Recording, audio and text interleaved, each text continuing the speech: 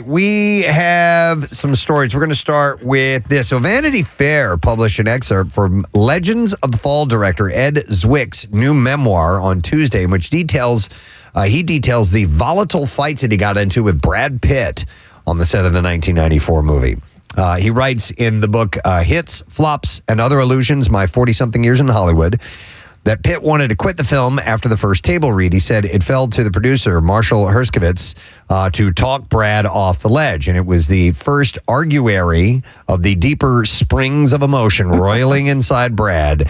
He seems easygoing at first, but he can be volatile when riled. Zwick added that the Meet Joe Black actor would, quote, get edgy whenever he was about to shoot a scene that required him to display deep emotion. And one day on the set, Zwick gave Pitt an acting note in front of the cast and crew, which he admits was a stupid, shaming provocation, and that caused them to get into a big fight. And he said, I don't know who yelled first, who swore, or who threw the first chair. Me, maybe? But when we looked up, the crew had disappeared. And he said, and this wasn't the last time it happened. Eventually, the crew grew accustomed to our disputes, or dust-ups, and would walk away and let us have it out. And one of the crew members said, we hate it when the parents fight. We got to get him back on if he's promoting this book now. We had him in the studio, and he directed Glory, one of the greatest movies ever made. And so I wonder, Preston, throughout, Pitt's been honest. He has had issues with drinking. I wonder if this was a point in his life where he was imbibing a lot. Maybe, it's not the first time he's been condemned for his behavior. Obviously, the whole thing with Angelina Jolie and the kids, just to construct that for you. She alleged the FBI that during a private plane trip in 2016, he looked like he was going to attack one of the couple's children after they called him a pussy, prompting her to place her then husband in a chokehold from behind in a bid to restrain him. And on Father's Day 2020, his teenage son Pax unleashed a wild rant about Pitt, calling him an awful human being on social media. He wrote, Happy Father's Day to this world-class a-hole. You, time and time again, prove yourself to be a terrible and despicable person. You have no consideration or empathy toward your 4 youngest children who tremble in fear when in your presence. You will never understand the damage you have done to my family because you are incapable of doing so. So pitted. So pitted. I mean, that's not the Brad I know. I think, Nick, you and I, we were hanging with him. And that's he crushed it. He just finished a cheesesteak. Yes, it was World War Z. Yeah. I tend to think, that I would like to think, and it's only because I like the recent movies that he's been in, that he's maybe gotten past this, or whatever the story is. Right. But anyone who crushes a cheesesteak, by definition, is a benign, sort of easygoing person. Yeah. But that tweet from Pax was in 2020. It wasn't that long ago. So. Oh, that was post-crushing cheesesteak, know? Maybe that's the way they communicate love. Yeah, maybe. As Prince William steps up to his royal responsibilities in the absence of King Charles and Princess Catherine, who have both faced separate medical concerns over the past few weeks, he's making sure to keep his loved ones in his thoughts. He attended a dinner for the London Air Ambulance Charity Gala, a cause that he has special connection to, having worked as a pilot at the Air Ambulance Services. In a speech at the event, he paid tribute to the king, whose cancer diagnosis was announced earlier this week, and to his wife, who's recovering from abdominal surgery. He said, I'd like to take this opportunity to thank you also for the kind messages of support for Catherine and for my father, especially in recent days. It means a great deal to us all. And then he jokingly added, it's fair to say the past few weeks have had a rather medical focus, so that I thought I'd come to an air ambulance function to get away from all of that. But I would be remiss if I did not call for our friends across the pond to do their best to initiate a new season of Tiger King. Buckingham Palace has thus far refrained from specifying the monarch's diagnosis. But elsewhere in William's speech, he paid tribute to another famous face among the guests, and that was Tom Cruise. Tom was there. Wow. And he said, Tom, if you wouldn't mind not borrowing either of the new helicopters for the next Mission Impossible, it would be appreciated. He said, we have all seen on our screens that, how can I put it, you seem to have a different take on normal wear and tear to the rest of us, and it's not the kind that buffs out. Rumor was that Tom Cruise is very interested in dating Princess Diana, but she thought he was too short.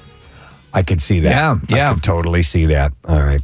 So I mentioned this to both Marissa and Casey, and they had no idea who I was talking about, but I'm going to put this out there anyway. All right. Steve, Mojo Nixon died. Oh my God. Yeah. Wow. How old was he? He was only 66. Oh man. And it happened while he was on the Outlaw Country Cruise, of which he was like a co-host of. Really? Yeah. Yeah, I didn't know that he was doing that sort of stuff. Man, Mojo Nixon in was, the 80s, Yeah. I loved Mojo Nixon. He was hilarious. It was novelty. It was punky. It was country. It was really goofy stuff. You guys never heard of Nah. Mo- I have, yeah. Yeah. All right, so I'm going to play a little bit of his gigantic hit was Elvis's Everywhere. Yeah. So I'll play a little.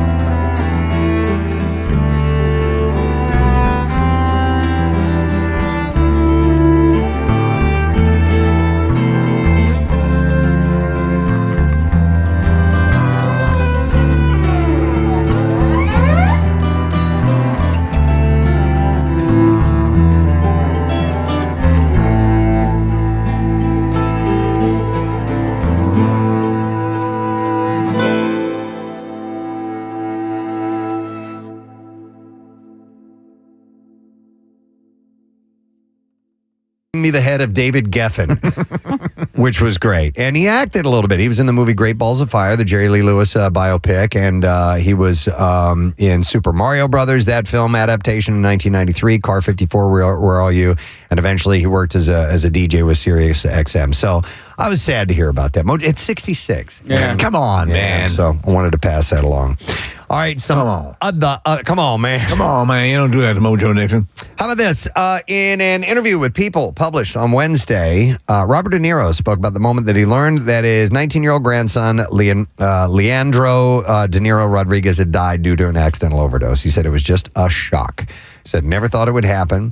He said, and I just then started thinking about all the things I should have done maybe with him, and I don't know if that would have made a difference. And so that's always playing through my mind.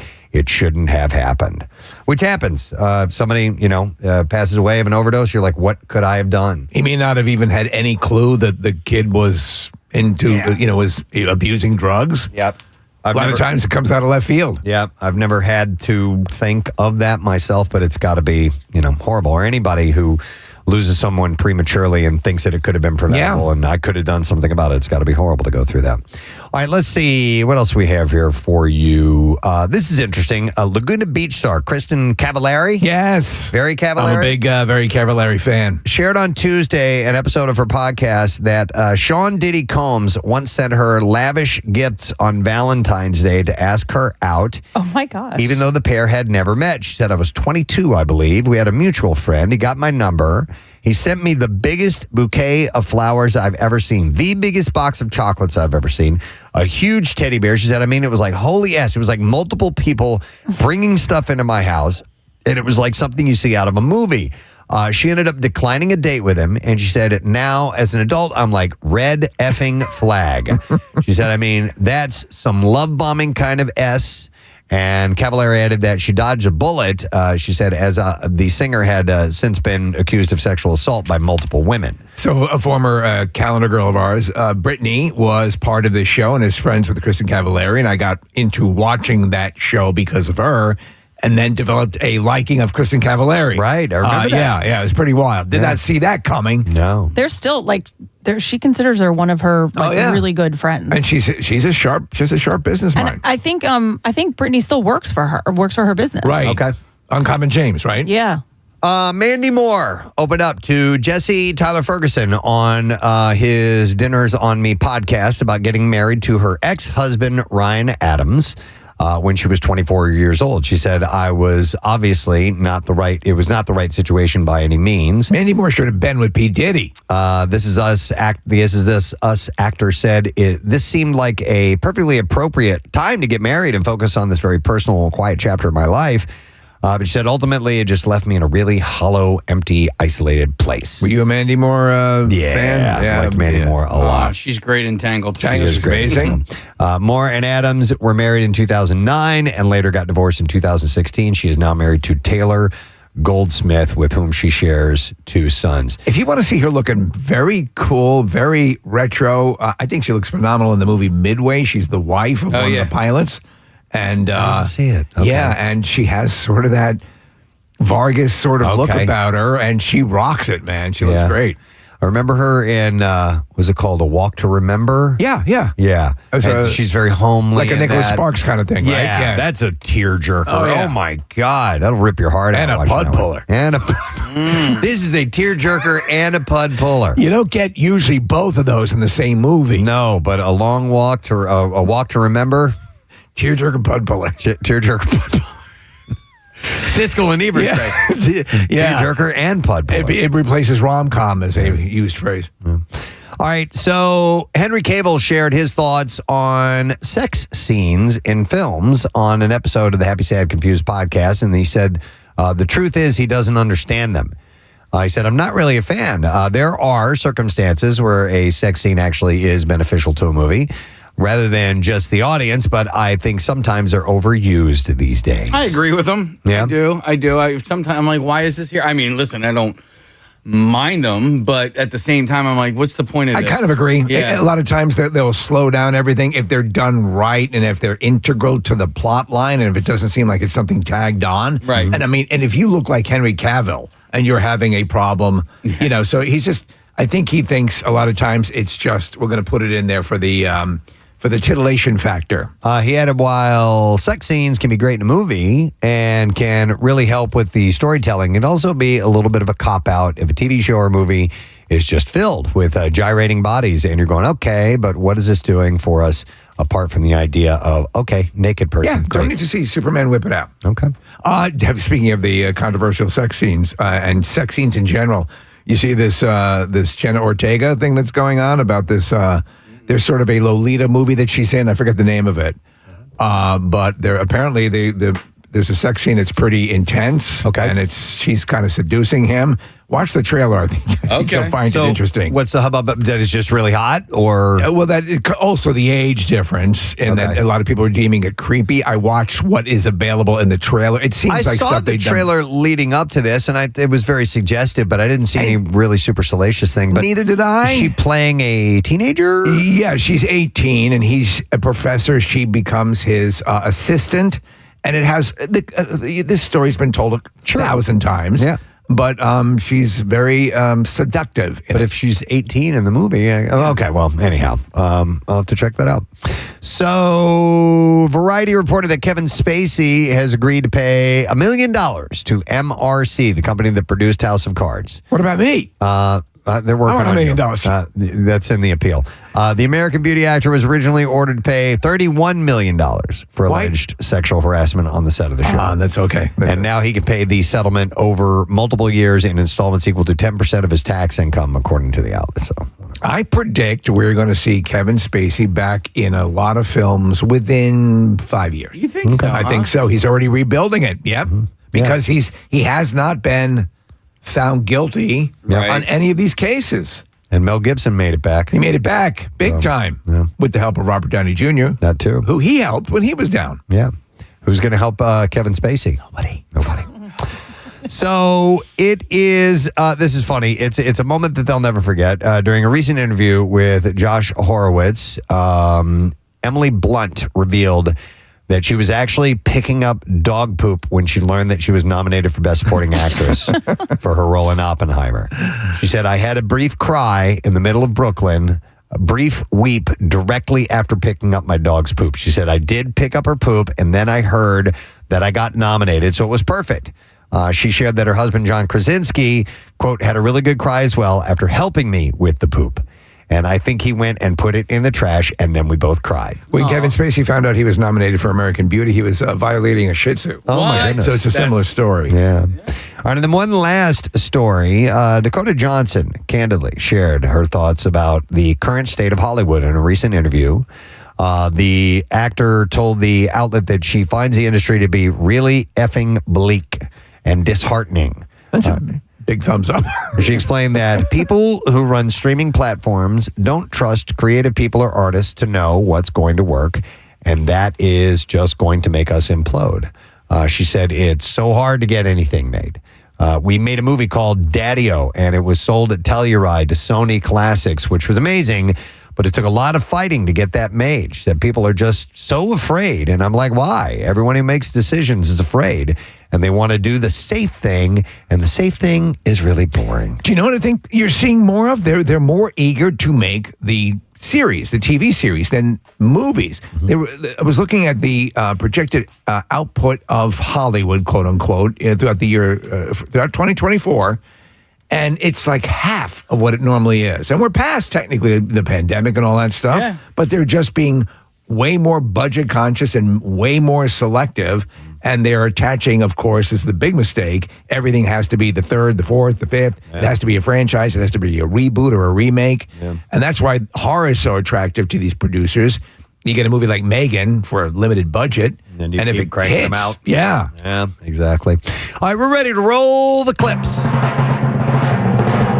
Halo brings the conflict between humanity and the Covenant straight from the game to TV. And in this clip, star Pablo Schreiber talks about what fans can expect from season 2. You're going to be taken on a ride that for Halo fans will feel familiar in many ways. There's going to be a number of sort of touchstone events that happen in the games that will come up throughout the season. And for people who are new to Halo through the show, you're going to continue on the journey with John in his sort of discovery of himself and the dawning and burgeoning of his humanity inside the suit. I don't think I want to see it. I like that actor. He was on Orange is the New Black, and his character's name was Porn Stash on that show. I remember. So I watched the first season of Halo.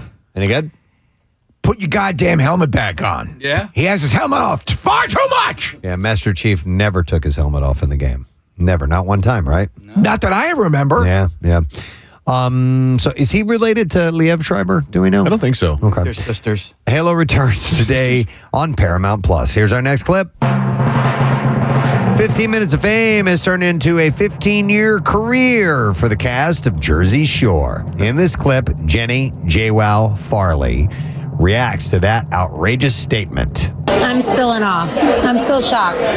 You know, I don't even know what to say, because if you would have asked me 15 years ago if I would ever be part of this industry still, I would basically be like, you're lying. What the Jersey Shore Family Vacation Season 7 All right. premiere. You hung out with her, yeah? A little bit? Yeah, the MM barbecue. Right. Yeah, she And was I nice. introduced her to Chris Jericho, Yeah. who was fanboying out on her. She wanted to meet him. Seriously? Oh, yeah. He was fanboying on her. Yeah. It's kind of so Reciprocal. it was reciprocal. So That's she so was all funny. excited to meet him. I'm like, I'll introduce you to him if you want. He's a really nice guy. And he came over and he's like, oh my God. It was hilarious. And you said she was great. very nice. She was really nice. Yeah. Yep, I do have to admit that. Yep. I was wrong about Pablo Schreiber. They are half brothers. Half brothers. Yeah. Not sisters? Nope.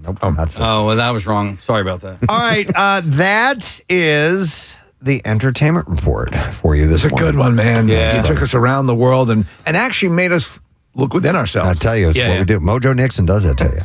All right, so we have several people on the program today. We're going to have Flyers great Joe Watson stopping in. He's got a book out. We have Jay Mohr, who is stopping in. He's going to be performing at Punchline tonight and through the weekend. And Scott Stapp is checking in because he's got a new album coming out, and there's a Creed reunion and all kinds of stuff taking place. So we'll talk to Scott Stapp later on this morning, and we've got Galentine's Day invites and stuff like that. You know, I could do one of those right now. Do it. Yeah, we'll take caller number 10 at 215-263-WMMR. If you would like to join us, ladies, and you're at least 21 years of age, it's going to be on Tuesday. Next Tuesday at 6 p.m., we are gathering at Jack's Bar and Grill, Rivers Casino in Philly. And we've got all kinds of great stuff we're going to be giving away through the night. We have activities including bracelet making with Marinella Jewelry Delco. And we're going to set you up with a complimentary drink and a complimentary buffet. And then we've got other things we have to give away, too. And if you follow Marinella on Instagram, she's going to put up a sneak peek of what we're going to be making at the event. And don't forget, we will be inducting new sorority members. If you're a newbie, if you're you get the invite and you come down, you want to be part of the sorority. Preston, you got to break out the paddle. I will. Yeah. And also, we're going to be giving away a night stay at the River Suites. They have actual suites there at Rivers Casino. Sweet. We're going to give away that. We're going to give away vouchers for Martirano's Prime, a whole bunch of stuff. So we're looking forward to a good time. So caller number 10, if you can make it, call right now. We'll put you on the list. We're going to take a break. We'll come back in just a moment. So stay with us on this fine Thursday morning.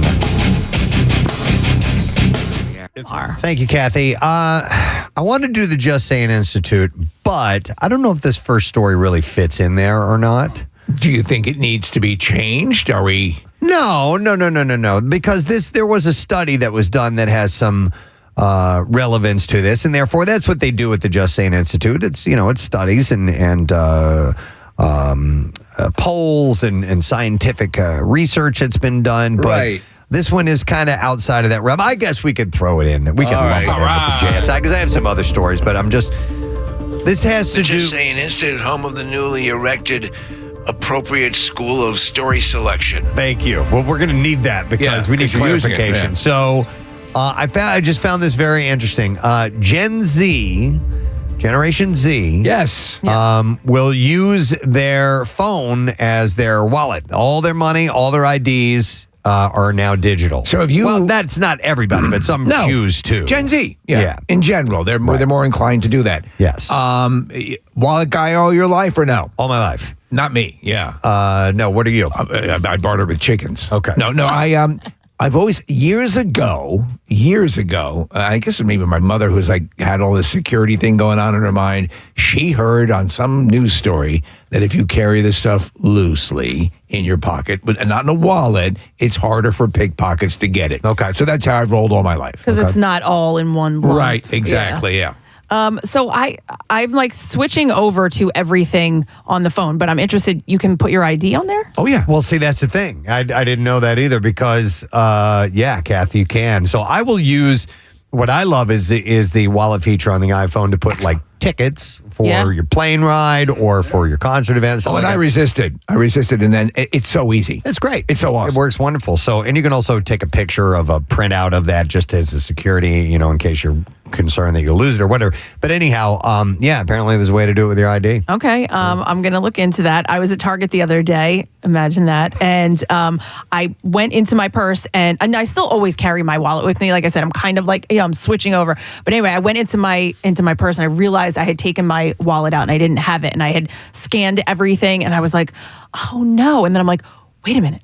I don't need my wallet. You can do it right from your phone now through the Target app, and you make your purchase that way, and it gets put on your credit card. So like, I didn't have it with me. It was so easy. I thought I was going to have to like call someone over, cancel the transaction. You'd be embarrassing. They'd be frisking you. Laughing. And I mean, God, it's spread me. eagle on the floor. But no, I mean, it was, and I hadn't even thought of that. And it's one click on their screen and then it goes to your card. I do carry my wallet with me. I have a backpack and I have my wallet in the backpack for just for backup stuff or whatever, the Target card or things that occasionally I need. But most of it, I have my license in my pocket, my credit card that I use most of my time in my pocket, and a little bit of cash. But Preston, I know it's gone. The cat's out of the bag, but I do kind of miss paper tickets for concerts. There was something nostalgic about it, and I collected them for a long, long time. Yeah, I still have them somewhere. The stubs. Yeah, exactly. And I just looking back on that evokes memories, and there's no real equivalent for that now. Not even a picture of it. For me personally, with the wallet, until they find a way for me to carry, my migraine medication in my phone, then I will always have a wallet because I always have at least one migraine pill actually in my wallet. Like if there was a dispenser, you could hit the side button and take your pill. And a rubber. Yeah. Man, that was the rubber. The rubber house. The rubber container was your wallet. And the old joke you always was... had the old... You didn't get that round indentation because you never used it. That was a badge of honor of anything. You were just telling the world, hey, I bang. I'm ready for sex. Yeah. And I've been ready for 8 years. I am capable, although it never happens. But besides, obviously I like to have cash on hand. I use cash and cash less these days, but it is good to have paper money in my personal opinion. Here's my bundle. There are times where you might need to tip someone. Yes. And so you need to have a little bit of cash around. But people are more and more now, you can Venmo them your tip. I know, but there might be some people, like if you want to, say, bribe someone real quick. Yes. Perhaps you've been pulled over for drunk driving. Well, I mean, bribe in a different way, like maybe pay, like a table. Well, yeah, to get a table. We were talking to Victor Fiorello the other day. When you want to palm him a $10 bill or something like that, you need to have cash. Now people are getting $10.99 for their Venmo tips. Oh, and really? Yeah. As a matter of fact, I was talking to somebody who... Well, if you're set up as a business. Yeah. Well, by the way, we talked about this. Less people are accepting Venmo now, right? Because there is an extra step, and they're getting a percentage taken from. Well, yeah. If you're set up as a business, yes, it's part of its payment, so you have to pay taxes on it. But if you go into a business that where you tip people, they have all their Venmo now up at and so all you do is scan it. Like my hair salon, my nail salon, all those places. If I want a tip, I can just scan and send them a tip. So, Kathy, I sell expired drugs online, right? And I don't report a lot lot of that. Is there good money in that? There is, Nick. But I use most of that money to buy arms, which I ship across to. Yeah, and it's an elaborate thing. What I'm sick and tired of is the bookkeeping. Sure. Well, you got to find a good money launderer. I also keep my my lottery tickets in there too. My never winning lottery tickets. Yeah, mine are under my computer. 6 months later, and then realize, hey, I won $2. By the way, concerning paper lottery tickets, do you ever see them porting over the lottery tickets to a Because Digitally? my guess is it would be too easy. Yeah, you can do it. Can you, Case? Yeah. What, you don't actually have to have the ticket? Well, it depends. Which tickets are you talking about? Are you So- talking about like Powerball stuff like that? Yeah, you can do that all online. You can do that all digitally. And you can have a digital representation of your Powerball ticket. Yeah. Huh. Yeah, I Did think it not might be know that. if you go to like lotto.com. I could, and I know because I did it last year. It seems Because risky, though, doesn't it? I mean, Well, I don't know. I mean, listen, I Yeah. didn't win. I Yeah. guess it's only risky if you win, and then you can't somehow claim your ticket. But I did it last year. It was one of those $1 billion things, and I'm like, it was 8:00 at night. And I'm like, oh crap, man! I didn't buy a ticket. Can I do this online? And then, sure enough, you can. Yeah. Okay. All right, let me go to a couple of calls. I have Lisa on the phones. Hi, Lisa. Good morning. Good morning. Hey, what's up, Lisa? So, the ID on your phone, as far as from like a bartending aspect, there's only 2 states that will take your ID on your phone, and Pennsylvania is not one of them. Okay. They Yeah, use, Pennsylvania very will probably be specific- the last. Yeah. Yeah, they use very specific government, Right. apps. Okay. But like if you just come to a bar with a picture of your ID on your phone, you're not going to get in. So for a digital ID, I assume, you're not going to get a digital representation of your license. I assume you have to apply for a verified. I don't know. Do you know how it works, Lisa? Is it in fact in those states that accepted a digital representation of your license, or is it another type of certified ID? I believe it's your actual license. Okay. But it's just like a government, app. All right. Yeah, so it's state through app the that state. they use. Yeah, All right. Maybe we have the specific state app, and then maybe they scan it. That's just a guess. So Connor called up a picture of it. Thank you, Preston. Lisa. Appreciate it. Yep. So, so that's kind of, Kath, I don't know. I just read this article, and they said that they're increasing popularity of virtual carry-all via, there's an app called Payments, PYMNTS. Okay. It's an online payments and commerce hub. And Amazon Web Services found that 79% of Gen Z consumers use digital wallets.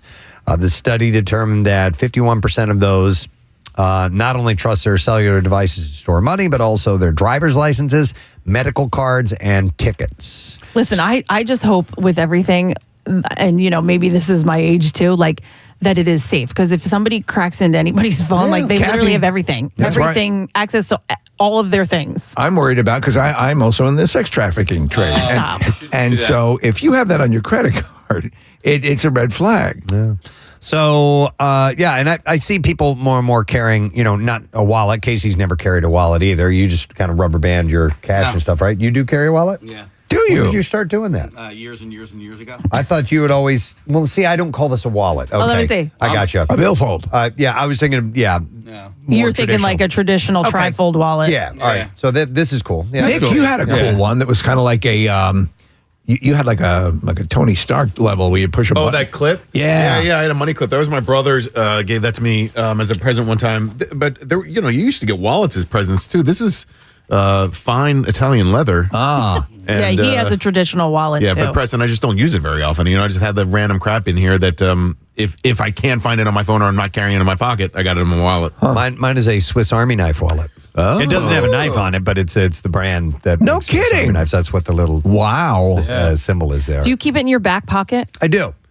Sometimes I'll switch it around. I'll put it in the front pocket. I mean, I'm not concerned about pickpocketing and stuff like that.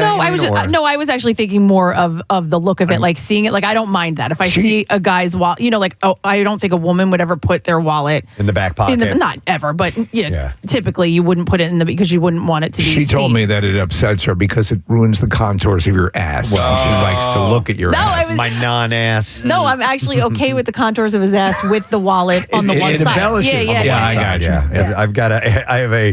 I have an off-kilter ass. And it evens And it things out. balances Yeah. things out, It's like so. putting a book under a table. Yeah, it's a lot like that. So, so wallets are apparently going out of fashion more for digital. But to what extent, to what level, I do not know. Will it completely eliminate the need for? And I could see using simply credit card or Apple Pay and stuff like that. And Venmo on your phone? Yeah, it's things. Do you carry a snuff container with you? Yeah. I used to have a business card case Back when business cards were. Oh, yeah, me too. Yeah, yeah. That was fun. Metallic. Mine was, had what's not monogrammed, but embossed. Engraving? On it. Yeah, the whole thing. I'll tell you what I wish that we could get away with. I mean, they would do away with, which I don't think will ever happen, but the key fobs for the car. I know you can start your car from apps and stuff like that, but like to not have to have a key, if I could just have that on my phone, that would be perfect. Then I leave with my phone, I can get my car, I can drive, I can go to the store, I can purchase what I want, all with the phone. So there are different schools of thought on that. For example, as far as the app and the accessibility to people who might steal your car. Yeah. And there's all sorts of issues. Yeah, that would be kind of cool if you could just do that, though. I agree. So you lose a car here and there. Well, and not that the key fob is so terrible to carry around. It's I was heavy. thinking of this. We're talking about this on topic. I'm like, okay, if I could not have to carry that, that'd be one less thing. Preston, in your wallet, which card is the most useless? Because I was going through the ones that I have, and my Panera card I don't really use very often anymore. I got my library card, Marriott Rewards. Probably my dental plan card. Okay. Yeah. Why do I even have Why do you that? have I don't know. Wait, and Just Nick, in case you need a crown, a roadside crown. Nick, all of those cards that you mentioned, you actually don't need. If you go to Panera and you course want to not. get points, Yeah. you just sign in on their computer system, and then you still get them. Makes perfect I sense. have a card for a business that went out of business. There you go. Oh, you have it. I have, what is this? Mainline Chris. No, yeah, okay. Do you use that one? I don't know. I can get rid of that one. I held on to this. This was when we did the Cora event, not the most recent one, but the one the year before. There was a string quartet that was there called elegancequartet.com. Yeah, at the want Constitution them. Center. Yes, Yeah. and I'm like, they were awesome. They were playing rock tunes and all kinds of stuff. And I'm like, I'm going to hang on to that card. I've never used it one time. I still have it in my wallet. They were awesome, though. So this has been in my pocket for a while. Look at this very useful receipt that has all of It's the print faded. has been taken off it. I'll get rid of that. Yep. I have my insurance, I have my registration, and I have my license all in this bundle. Steve, I just found a gift card to Jersey Mike's. I can cash that in There you later go. today. Yeah, we're eating tonight. Yep. So I've got I've all kinds of useless stuff. I try to go in and take out the completely I'm never going to call this person business card, and why did I hang on to that in the first place? You know, the thing to do is to get that app that you just take a picture and it converts it into your contacts. Yep, that's cool. All right, so anyhow, if you're ditching the wallet, you're not alone because that's apparently happening. All right, Just Saying Institute. Let's see what else we can find here. That did work out okay. Yeah, in the JSI. It worked out. All right, Nick, I was thinking of you when I saw this article, and it is about the fact that the appendix may not be worthless. What? May not be useless, and you've had your appendix removed, right? I mean, am I the only one on the show that's had it out? I believe Oh my so. God, Okay. Nick, Jace. it controls your penis. And Jace, right? That's why you missed Cardboard Classic. Cardboard Classic last year, Yeah. yeah. I forgot that was the reason. Yeah. And it doesn't control your penis. It doesn't? No. Oh. So there had been a lot of discussion about what the appendix might do as a function, whether it served a function prior to Charles Darwin's time. It holds your business cards. The fact that we can live without it does provide some support for the idea that it is vestigial and does not really do anything. And so Darwin's interpretation of it as a vestige was reasonable at the time given the information that he had. But now, with modern technology, we can see things like the microanatomy and the biofilms in the appendix, and we have a better understanding of what it is and what it is doing. So what are its beneficial roles? It turns out it appears to have two related functions. The first function is supporting the immune system. The appendix has a high concentration of immune tissue, and so it's acting to help the immune system fight any bad things in the gut. The second function is that it serves is what we refer to as the safe house. So this was a hypothesis that was put forward from a team in Duke University in 2007. May I guess what that means? Sure. Does that allow your testicles a place to go if they feel threatened?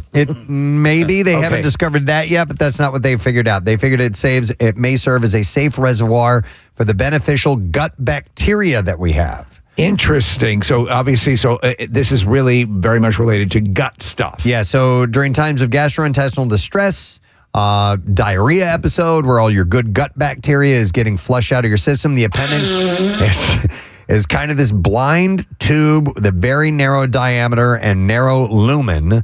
So the good bacteria doesn't get flushed out of the appendix. The idea is it's safe during this time of gastrointestinal distress, and it can then exit the appendix and recolonize the good bacteria throughout the rest of your gut. You don't know. Seems like sort of like an overflow, like like an area. You know what I'm saying? So that a catch-all, so like a backup. Yeah. Yeah, but you're saying so for the good bacteria in your good gut. bacteria. Yep, correct. It's a great show. So it helps to, that's a good place. Oh, it helps to repopulate that after you have like a diarrhea episode. So. And it's just a hop, skip, and a jump from your anus. Yeah. Judging by this diagram. So why do people get appendicitis? And I found this kind of interesting, that appendicitis is predominantly happening in the industrialized nations of the world, areas where fiber content of the diet tends to be lower. So one hypothesis is that with the lower fiber content, we're more likely to get little pieces of food that's being digested stuck inside the appendix and cut off blood supply and cause the inflammation. So I keep my fiber level high. Casey, I take so much Mucilex, right? Mucilex. Right? I think the generic version, but yeah, I take so much Preston, I crept a wood burning kit. I eat a lot of fruit, and so that helps. Fruit's great, yeah. With the fiber. The other hypothesis that doesn't seem like it's quite as plausible these days has to do with an old idea called the hygiene hypothesis. The idea was that these days we do so much over-sanitization with all of our antibacterials. I don't know what you're talking about. I know. And all our antibiotics that we take. Kathy's sitting here in a hazmat suit. That our immune systems are not developing properly because they don't have exposure to a full range of pathogens that we would otherwise. And so it's saying that may be an outdated concept for the appendix, that it may actually be a harbor for your good bacteria. Interesting. What is that it can repopulate it. Is there another vestigial? I do in the gut area.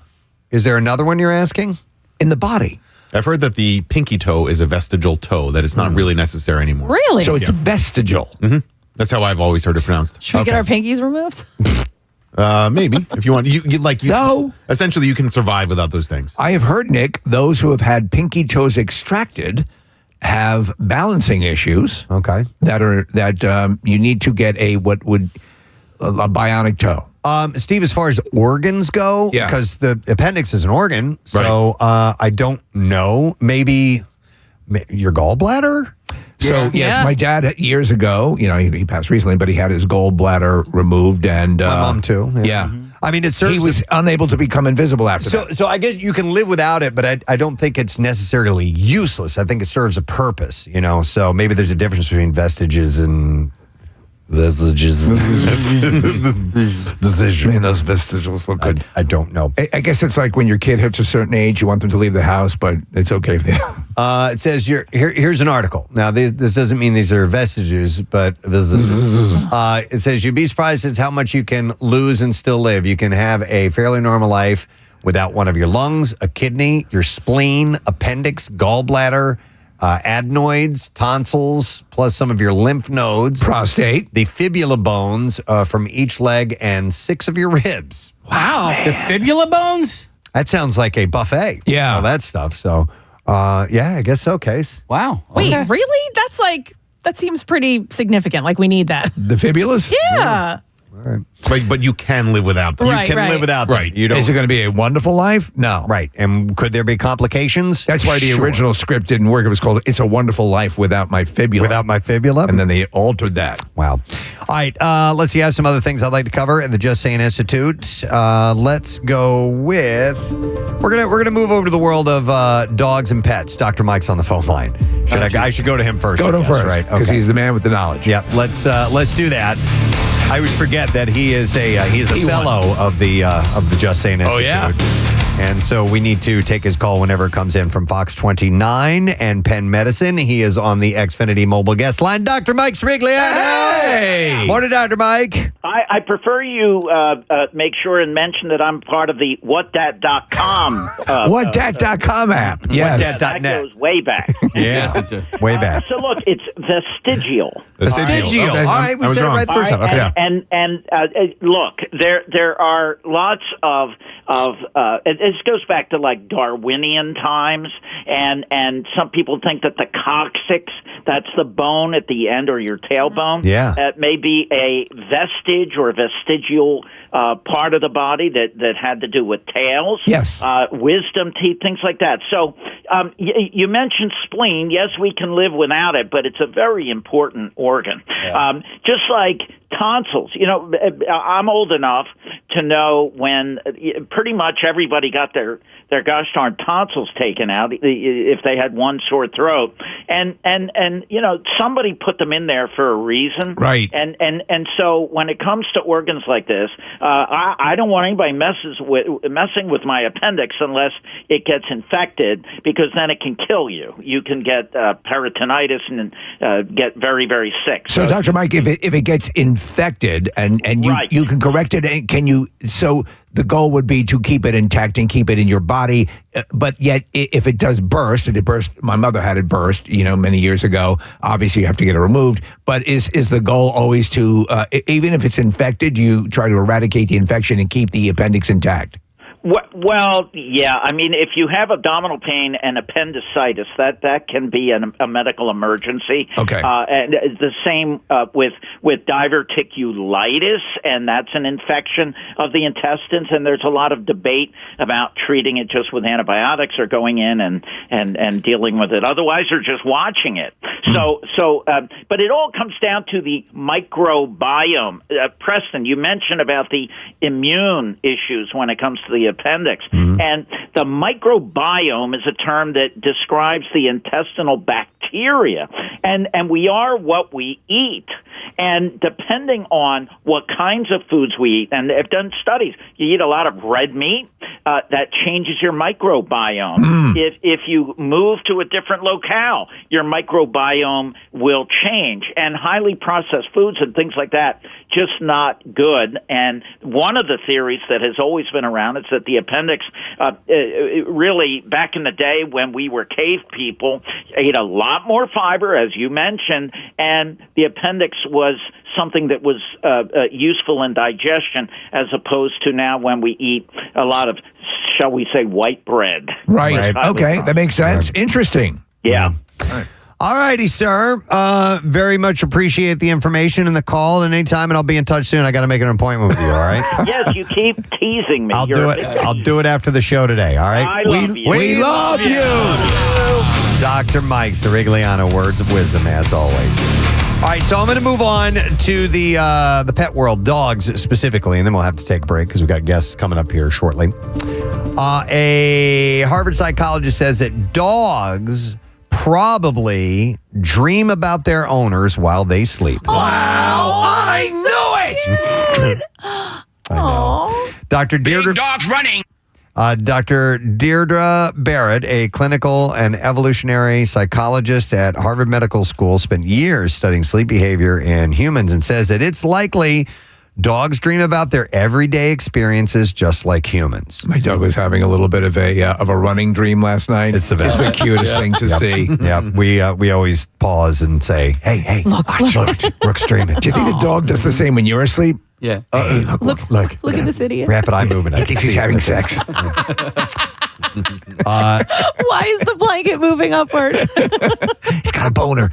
So Dr. Barrett said that humans dream about the same things they're interested in by day, though more visually and less logically, and said that there's no reason to think that animals are any different. Look, he's got a boner. It's your dog. Your dog is always watching. Since dogs are generally extremely attached to their human owners, it's likely your dog is dreaming about your face, your smell, and of pleasing or annoying you. There's just a feeling of, with your dogs, or even with my cats. My cat Lily looks into your eyes, and there's something there. I know people dismiss it, but there's a connection or something. Especially our new dog Kizzy has these very soulful eyes, and there's something about it. It's sure. Yeah, it's just calming and wonderful. Especially if you're their caretaker, then they absolutely have a connection. I was licking her butt the other day, Preston.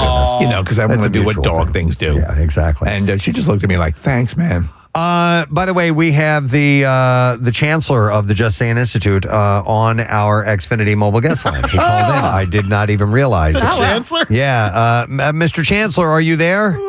Yes, sir. That's me.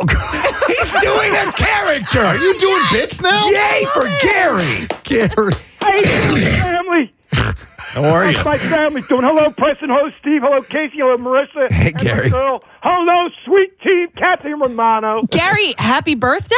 Thank you, sweetheart. It's his birthday. Yeah, I'm a senior citizen. How old? How old are you today, Gary? Remember, we did this 10 years ago. Oh, yeah. We remember everything we did 10 years ago. Yeah. How old are you today, Gary? A big 60. I'm a senior citizen. 60. You're not a senior citizen until 65. But you're in the senior category. Congratulations, Gary. Thank you, Preston. Thank you, Steve. Thank you, Marissa. Thank you, Kathy. Yeah, we know all the show members. Well, you know what? How do you feel, Gary, at 60? I'm beat up today. I'm fine, man. I'm fine. So let me ask you, because listen, we thought we were going to lose you a while back. You had a whole bunch of medical stuff. We were very concerned. You pulled through that. What is lingering? What is wrong with you? I mean, in general, you just feel down, or do you have any illnesses or anything? Oh no, I'm fine. Other than how you go up an escalator on a SEPTA platform. Yeah, sure. One just chewed me apart the other day. Did you not get off in time? Got my ear ripped off. You got your ear ripped off on an escalator? Yeah. And no one helped. You're supposed to stand when you go up those. You're a funny guy, Steve. Hey, hold on. Explain how that happened. There must have been like a puddle in front of the escalator.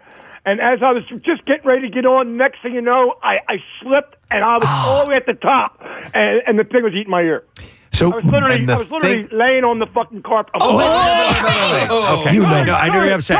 Sorry, Bill Weston. It's all good. No, Bill doesn't work here anymore. I know that. I miss that guy. Hang on, Gary, real quick. I just want to take this step by step. So you fell down. You landed on the steps of the escalator, I guess? Going up the steps, correct. Okay.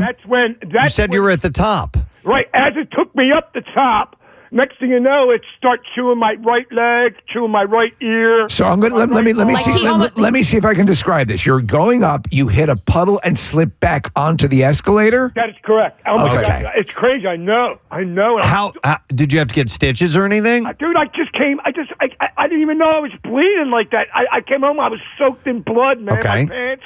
I didn't even know, man. But No one even told me. Did you need medical attention? Oh yeah, I didn't go to. I'm going to suggest this, Gary. There may be a lawsuit. Well, I mean, I try to refrain from being overly litigious, but if you got chewed up by the device, it might maybe you might want to something. call Lauer, and Lauer. Yeah. And, that was a nice one, Kate. thank you, buddy.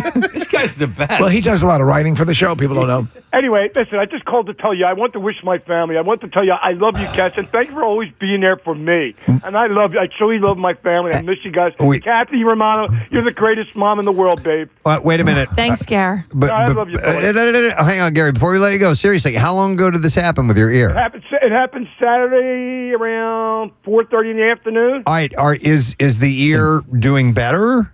Yeah, I don't want to put water on it because I want the scab to heal. No. Wait, dude. That you need to be careful of an infection. Yes. So that needs to be cleaned out. Neosporin. And that can turn really bad, you know. Thank you, Preston. I've been putting peroxide on it. I've been watching all the little bubbles, do that thing. But other than peroxide doesn't really. Some people think that it cleans. It doesn't really disinfect. You need to use Gary, you alcohol. have some sort of health insurance, or? Oh yeah, I'm good, Kath. I'm all right, buddy. Okay, so what? So just go. I just didn't know. Well, Gary, when you get injured on an escalator, there are steps you need to take. That was so funny, Preston, man. I mean, that was so funny, Steve-O. I don't know what it was, but apparently when I got on there, them steps weren't there. It was like flat. Okay, all right. We would just recommend to you that, and Preston is right, you need some sort of disinfectant. At this point, it's after the fact, but just keep everything clean. Oh, they can't put sutures in there now after 48 hours. They can't touch it now. Right. It was Gary's first time. On an escalator. Yeah, my first. You never forget your first, Preston. Yeah, first escalator. Wow, Gary. Well, I'm sorry. Preston, I really appreciate everything you ever done for me. And I mean that from the bottom of my heart. I am the biggest PNS fan ever. I'm that guy. Hey, Gary. I'm the fan ambassador of 93.3. Ambassador. Yeah, Gary, what was the bit you were doing at the beginning of the call here? I'm sorry? I said when I said we have the chancellor of the Just Saying Institute, you came on, you were like, you were making some kind of voice. What was that I voice? want to say, oh yeah, brother man, like the macho man, oh yeah. Oh, you're being Randy Savage. Yeah, brother. Okay. Get your first girl, brother man. We assumed he'd be the chancellor of the Just Saying Institute. Hey, Preston, can you play me a song today? Yeah, come on. I say yes. Yes, come on. Sensational Alex Harvey band. I want to hear. Give my compliments to the chef, the greatest rock and roll band ever. What do you want to hear? Give my compliments to the chef. Is that the name of the song? No, that's the name of the song, and the name of the band is the Sensational Alex Harvey Band. Yeah, we're not going to play that. Yeah, that's out of our playlist. Come on, play it for us. How about what's next up on To Be Played case? Yeah. No. Well, I'm just waiting at 10 o'clock. We'll get some beer. Okay. All right, we'll play that song for you. We will play a song for you, Gary, okay? Happy birthday, Gary. Do something fun. All right. Go ride an elevator. Yeah, going down. Yeah, right. Much better. All right. Hey, kids, thank you very much. And All right. Happy birthday. Thank you. Kat, thank you, Marissa. Thank you, Nick. Thank you, Casey. And thank you, Preston Elliott. And Steve-O, thank you, bro. You got it, man. Happy birthday. All right, Van Gogh. Take care. Thank you, guys. See you later, Gary Lauer. This is What? Is this the song you wanted? This is Escalator of Life. Oh, perfect. Robert Hazard.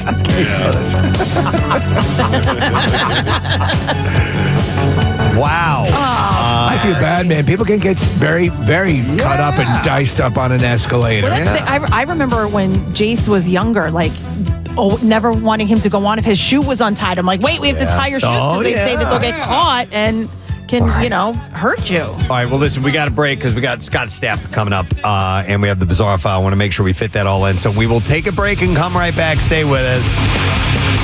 Preston and Steve. Traffic on 93.3 WMMR.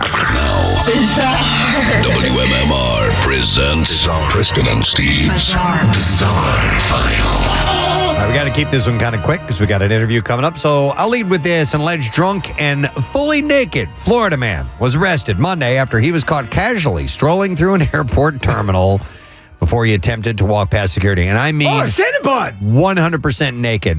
Martin Evtimov had parked his car on the sidewalk at the Fort Lauderdale Hollywood International Airport before entering the building and putting his entire body on display. Footage from inside the terminal captured him nonchalantly walking through the check-in lanes of Terminal 1 as passengers diverted away from him. Gotta show the people at the airport this. Evtimov eventually made his way to the airport's TSA security line, strolling past several TSA agents and talking incoherently. The clothes-free man rerouted away from the screening area and attempted to open a door marked restricted access. I have to imagine if you're fully naked, you get through security a lot faster, correct? He eventually made his way past the screening area to the baggage inspection line where he was met by sheriff's deputies and more TSA agents. They went to subdue him, and he allegedly began to resist, but was eventually taken into custody. No. And footage captured the man being bent over the baggage conveyor belt. I don't want to see that. As sheriff's deputies detained him. He was facing a slew of charges. Jeez. Veterinarians in Maryland performed surgery on a rat snake to remove a gear shift knob that the serpent had mistakenly swallowed. Oh, wow. The Second Chance Wildlife Center said the snake was brought in with an unknown foreign object in its stomach. A representative said this is common in rat snakes, as golf balls and decoy eggs are often mistaken for fresh chicken eggs. In this case, they said the object had been trapped in the snake's stomach for a long time, that there had been a hole worn through the snake's skin.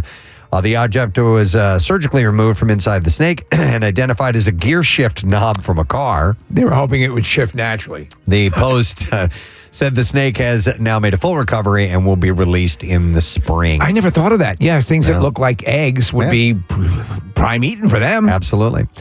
A Columbus, Indiana man was arrested Saturday after a sheriff's deputy observed him aiming a laser at his patrol vehicle.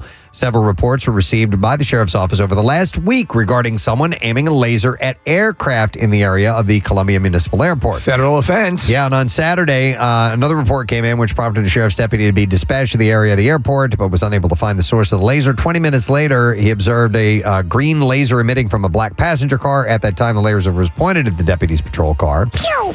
After a traffic stop, the driver was identified as 49-year-old Christopher Clem of Columbus. 2 laser devices were found, along with methamphetamine and crushed prescription painkillers. The deputy also received a handgun in Clem's vehicle. He admitted to the deputy that he aimed a laser at planes flying overhead. He was transported to the county jail. This would not have happened had he just stripped down and gone into the airport. Yeah, exactly. Yeah. Exactly. Authorities are investigating the death of a 73-year-old skydiver in Arizona, the second deadly incident involving skydiving in the town of Eloy in less than a month. Terry Gardner and 3 fellow experienced skydivers are making their 3rd jump of the day around noon on Wednesday. They planned a formation jump from about 14,000 feet. Gardner's main parachute never fully opened to slow his descent. The other 3 skydivers landed safely, but Gardner was rushed to the hospital. He later died. Gardner, by the way, 73 years old, was a highly experienced skydiver, several thousands of jumps. That's my issue, man. And he did not deploy the reserved second parachute, according to the skydiving company, Skydive Arizona. Aren't they supposed to deploy naturally, the backup chute at a certain altitude? Only if you have that type, I believe. So I would get that type. Yeah, so he was jumping with parachute gear and maintained by himself. The weather conditions were clear and calm. There's an investigation currently underway to determine the cause of the accident. I always think the guys who do these amount of jumps, the clock is always ticking. One last story. Jason Schoaf supports looser regulations when it comes to killing wildlife. Specifically, he wants to ensure that the residents of the Sunshine State, Florida, can shoot bears who are high on drugs. Owing to recent stories. If passed, the House Bill 87 would remove certain penalties for killing bears in the state of Florida. He said, we're talking about the ones that are on crack and they break your door down and they're standing in your living room growling and tearing your house apart. Why not heroin? This was at the discussion of House Bill 87. He said, when you run into these crack bears, you should be able to shoot it, period. Man, he's standing up for the people. There are about 4,050 black bears residing in Florida. There's no documented incident of any of them taking crack.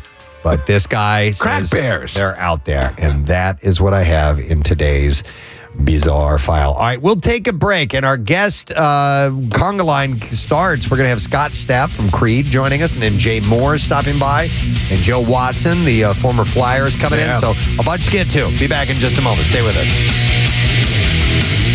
Preston and Steve. All night. Traffic on 93.3 WMMR. Thank you, Kath. Creed has a reunion tour.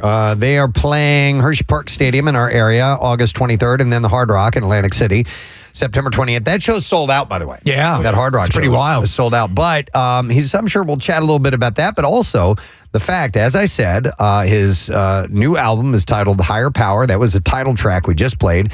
It's coming out on March 15th. You can pre-order the album now at scottstapp.com on our Xfinity Mobile guest line. Please welcome Mr. Scott Stapp to the show. Hey, how you doing, guys? Good, Scott. How are you, man? I'm doing good. How are you doing? Awesome. So, listen, we just, like I said, you probably heard when you were on hold, but that's we played Higher Power, and a lot of times we're some of the last people to hear the new music on MMR because we talk a lot in the morning, but that was my first listen. I'm normally not a one listen kind of guy, the first listen out. That's a badass tune, man. Congratulations. Oh, thank you guys so much, and I appreciate you playing it. Yeah, it's got if you would have asked me who is this, and I played that, I couldn't immediately go, oh, that's Scott Stapp. I mean, you do definitely have a distinctive vocal style, but it sounds like you're kind of branching out a little bit with this. Would I be incorrect in saying that? Definitely. We wanted to kind of push the envelope a little bit, and I co-wrote the song with Scott Stevens, who's also a producer on the record, and we definitely wanted to sound a little more modern, and I think we reached our goal. Well, and you probably didn't want to sound like Creed either, right? Not that Creed is a bad thing, but you want to differentiate yourself. I never go into the studio thinking that. I just go in and create what I feel. Okay. Yeah. And if something has that tendency, that's part of my identity. That's who I am. Right. And so, there's never any intent to sound a certain way, really. I just go in and kind of flow. It's interesting though, and to Preston's point, a lot of times, somebody will break off and do solo stuff, and you'll say, and as you said, it's not that it would be bad if it sounded like Creed, but it'll have this, that could just be a that song, and you hear it a lot of times with artists. we're both sitting here listening to it. We're both like nodding our heads, going, "Yeah." And that aggressive sound, I was actually picking up a little bit of a little Nine Inch Nails vibe going on and other stuff. You throughout your entire career and with Creed and being guest vocalist like with the Doors, and you've kind of been I think an undersung utility player and lead singer. And I think there seems to be, Scott, correct me if I'm wrong, a confluence of events where everyone's turning around and looking at Creed and going, yeah, Creed is awesome. And like you are, I don't know, it feels like you've sort of hit your stride. Am I correct with that? It's all surreal. It's surreal. I think as a solo artist, to be honest with you, I'm just starting to get the exposure. One thing I love about Philly and your area is you guys have been the biggest supporter in the United States and North America of my solo career since my first solo album. I sold more records on my last solo album in Philly, in the greater Philadelphia area, than any other place in the world. And so you guys have been tracking me. Wow. So I think it's just about exposure in terms of my solo career. I've finally, gotten on the radar, and I'm finally getting the exposure for the music. And in terms of Creed, I think in looking at rock and roll history, I think it's cyclical. And I think this has happened to quite a few bands in their career. I mean, namely Def Leppard, I can name one. They've had such a massive resurgence. In the last 10 years. They went away, and I remember being on tour in Europe and doing an interview with one of the members of Def Leppard because they weren't doing anything, and he was working in radio. And so to go from that to playing stadiums, I think, they're just an example of how a band can kind of be just enormous like they were in their heyday, and then kind of come back around. And I think, we've been very fortunate and blessed that our music is connecting with a new generation. And I think social media has played a huge part of it. Yeah. I think there are different elements that make this. I think it's sort of weird. There's no rock star, rock singer school, and so there's now just anecdotal evidence that there are ebbs and flows. We've all known that throughout any sort of career. But I think you're right. There are tools now like social media, like the different avenues for you to get your music exposed that are actually helping. I'm looking at the list of the people who contributed to the solo album. You have Dorothy on the album as well. That had to be cool. That she is a vocal force to be reckoned with. Oh, absolutely. And that was kind of a long journey to get to that, to get to her to sing on that track. If These Walls Could Talk. Which will be out next month. I started out, I've been in Nashville 7.5 years. And so I thought that was going to be, after we wrote it, a crossover. And I was going to get a country artist, a female artist to do to sing that duet with me. And I explored a couple options. And then I was out on tour and doing a show with Daughtry. And we went out and watched Dorothy play a few songs. And I knew as soon as I heard her voice, I was like, that's who I need on this track. And she happened, small rock and roll community, small rock and roll business. She was in the studio with my producer out in LA, Scott Stevens, who's a co-producer. Marty Fredrickson is also a producer as well. And I reached out to him and I said, I was in Nashville, and I said, hey, play Dorothy's track, see if she's, how she connects with it. And he wrote me back, and he was like, man, she cried. She's in. Oh, awesome. So I just sat back and waited to hear her track and what they came up with and how she delivered it. And I got it, and it was just goosebumps, man. And I knew I made the right decision, and I can't wait to share that with the world. I also have to ask, working with Daughtry, were you able to detect any body fat on him? Because we had him... I tell you what, man, he hit the gym during COVID, and we were talking about it at a show we just did.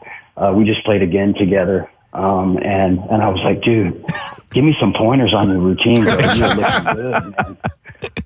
Yeah, he's committed, definitely. You just spent 8 hours a day in the gym and For 20 you did years. it every day for 20 years, and that's all you got to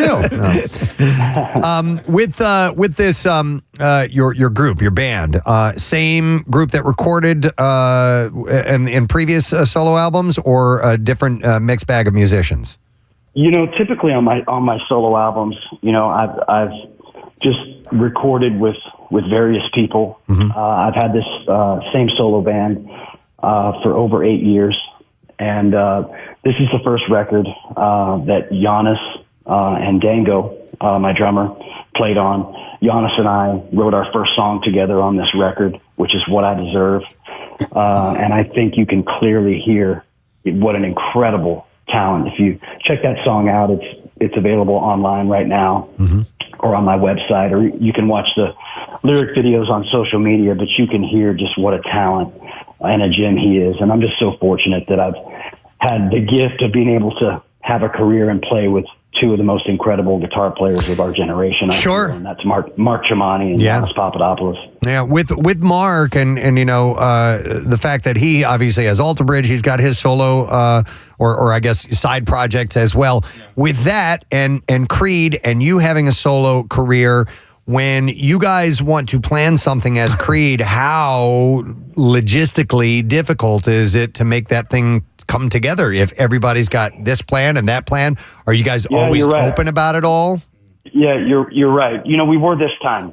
I think we learned a lot from our last experience. And a high tide raises all ships. And I think as you mature and get older, you kind of realize that. And we all just want to support each other and do our best to take care of our individual bands, even when Creed's doing something together, and just make it all work. And so, we started these discussions in late 2020, early 2021. Okay. And, I had no plans on doing Creed. I was fully committed to making a solo record, and just solely doing solo touring this year. And so, it just came together with everything going viral and the fans spoke, and we said, let's do it. Are you talking about the Rangers and the World Series and that whole thing? Well, it was prior to that. Like I was telling you before, I mean, we started going crazy viral online. Literally every week between TikTok, mainly on TikTok, but on all social platforms, throughout 2021 all the way to the present. And then, the Rangers thing happened. But prior to that, I think the fans had already spoken, online and gave us just enough of a push and positive energy and a vibe to say, let's do this, man. They want it. And, we're just riding on that wave. Scott, you mentioned TikTok. Is Creed or Scott Stapp or Alter Bridge under the umbrella of the Universal Music Group, as they had to, they couldn't reach an agreement and no music is used on TikTok any longer? I tell you what, I don't know about Alter Bridge. I do know about Creed, and we've definitely been affected by that. Okay, and it's the strangest thing. I was talking to Tyson yesterday about this. Tyson, my radio guy, incredible dude, and I couldn't. It's kind of confusing. I've got videos that have the crowd singing. It's not even the master track, and they're muted. Really? I'm like, wait a minute. Yeah. And I'm like, wait a minute. A crowd singing the song is a copyright infringement. Shouldn't be. So it's a confusing situation. I don't understand really what's going on. I hope they work it out, because that's been such a powerful platform. Yeah, it's a double-edged sword. I mean, in a way, because obviously you always want the artist to get compensated. You want, however these things work out, or however they reckon the revenue, but it is a great promotional tool, because it blew my mind to see in all this viral activity taking place, the classic Creed songs popping up in clips on social media and being embraced by an audience that's clearly too young to remember the first Creed onslaught. That had to be amazing. I think some of them weren't even born. Yeah. So it's just been an incredible medium for Creed to reconnect with an entire new generation. I mean, I talk about it at my shows when I play Arms Wide Open, and I'm like, you know,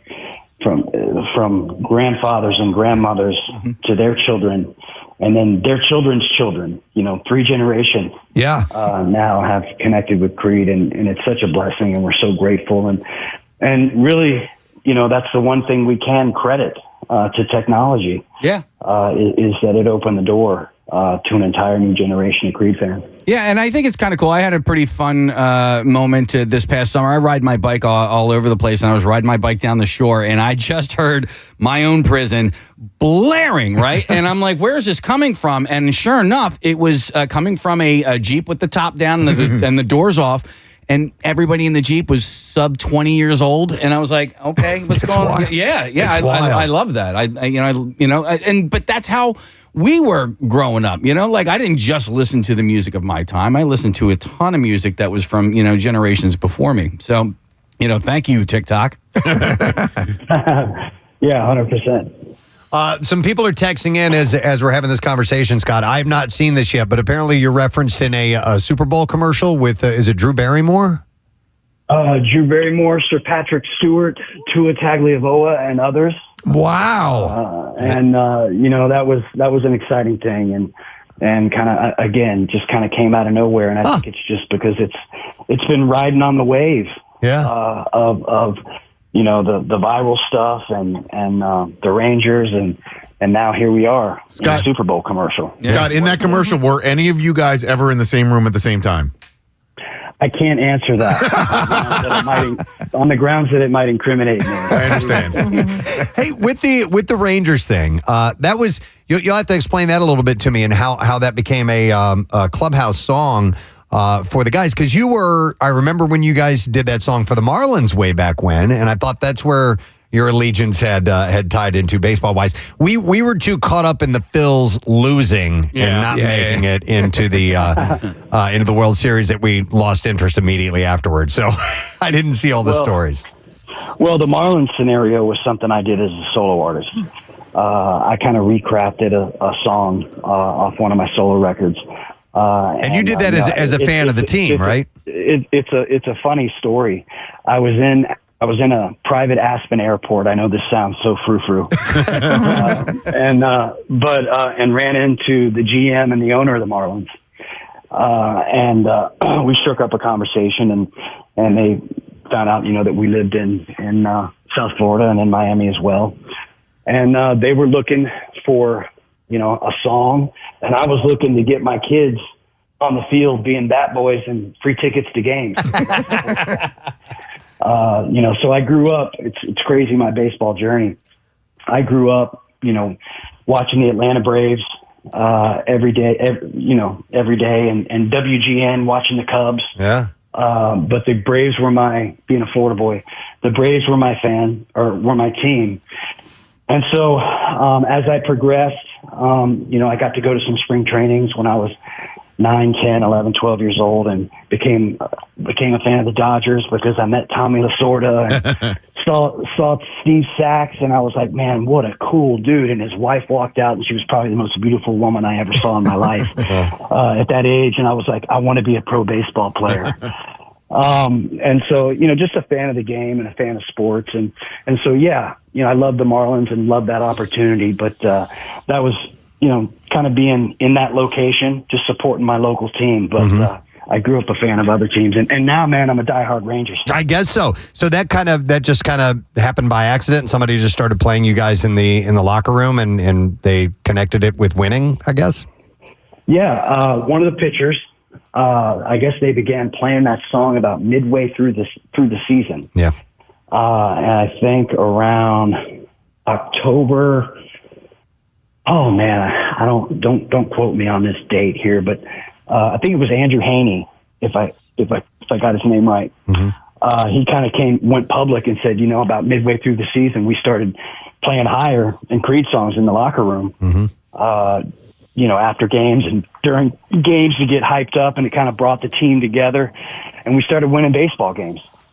Yeah. And so he went public with that, and then everything else just happened in the blink of an eye. And next thing you know, we're at the playoffs. Yeah. It's so odd a sports team being superstitious like that. So that's cool when things like that, just happen organically, naturally, and you're like, oh, all right, we'll take it. No, of course. Found money, yeah. With the reunion tour coming up with Creed, and I mentioned those dates that are coming up this summer in August, Hershey Park, August 23rd, and then in AC at the Hard Rock, September 28th, sold out show there. What's the story on Scott's Stapp tour? Are you going to be able to squeeze dates in to support this new record? I am. I'm actually headed out on tour here coming up in mid-March. Okay. Actually sooner than that, around the middle of the second week of March. So you can go on scottstapp.com and find out all the dates and get tickets. And then I come right off that tour and hit the Creed cruises, and then come right off that tour and go back out on a solo tour in May. And then I've got some more solo shows to promote Higher Power in June. And then go right into Creed rehearsals for the Creed run in July. So it's a busy year. Busy guy, absolutely. We know that years ago, Scott, just to touch on this a little bit, you seem to be in a great place, but a few years ago you had some struggles. We had you by here in the studio. You talked openly about that. How is everything on a personal level, you and the family? We doing good? Hey, man, that was what, 10 years ago? Yeah, it was a while back, Yeah, man, time flies. Man. Yeah. We all have our ups and downs in life and challenges, and I'm just grateful to God to be here today, and I take it one day at a time, brother. And I appreciate you asking, and I'm doing well. Well, we want you to do well, obviously, and like you said, you got a huge fan base here in Philadelphia, so we're happy that things are going in a great direction for you. Busy as you may be, it's all for the right and good reasons, so that's wonderful. But the album called Higher Power officially releases on March 15th, but you can pre-order at scottstapp.com, and of course, we just played the song Higher Power. We'll be spinning that some more. So, look, man, it's great to catch up with you. We wish you nothing but the best, and we'll hopefully see you in the flesh sometime soon, okay? Hey, thanks so much for having me this morning. I appreciate you guys. You got it. Love Philly. You got it, man. All right, Scott Stapp, everybody. Very nice guy. And one of the things that when Scott was here, and he was such a good sport, is, and we have video of this, around that time, there was a YouTube channel that was doing these things called shreds. Yeah. Videos. And they would take footage of either bands live or their music videos and would overdub it, would lose all of the actual music. And then whenever it would show like the guitar player playing, it would be out of tune that somebody was playing along. It would be like, ding, ding, ding, ding, ding. And Scott, the guy was pretending to be Scott Stapp, and he was mumbling, overdubbed on top of these live videos. And we're like, Scott, have you seen this? Because he seemed to be a good sport when he was here. And we're like, you got to see this. And we're showing it to him. And he thought it was hilarious. I'm like, all right, good. Yeah. Good sense of humor, can laugh at his own crap. I thought the story that cracked me up is how his own kids would sit in the car when a song would come on. They'd be in the back going, The name of that video is Scott Stapp's reaction to Creed shreds. It's on the Preston and Steve WMMR channel on YouTube. It's got 131,000 views over the years, and I hadn't watched it for a while. I watched it again this morning, but he's like legitimately into it, and I think maybe he was a little cautious when he first started watching it because he watched it on your computer case, and then like he watched the whole thing. He really got into it and had fun with it. It's fun. He's definitely a good guy. Absolutely. I still have that computer. Wow, man. You need a new computer, dude. That was 10 years ago. Yeah, 10 years. I wonder how old that thing is. 210. Wow.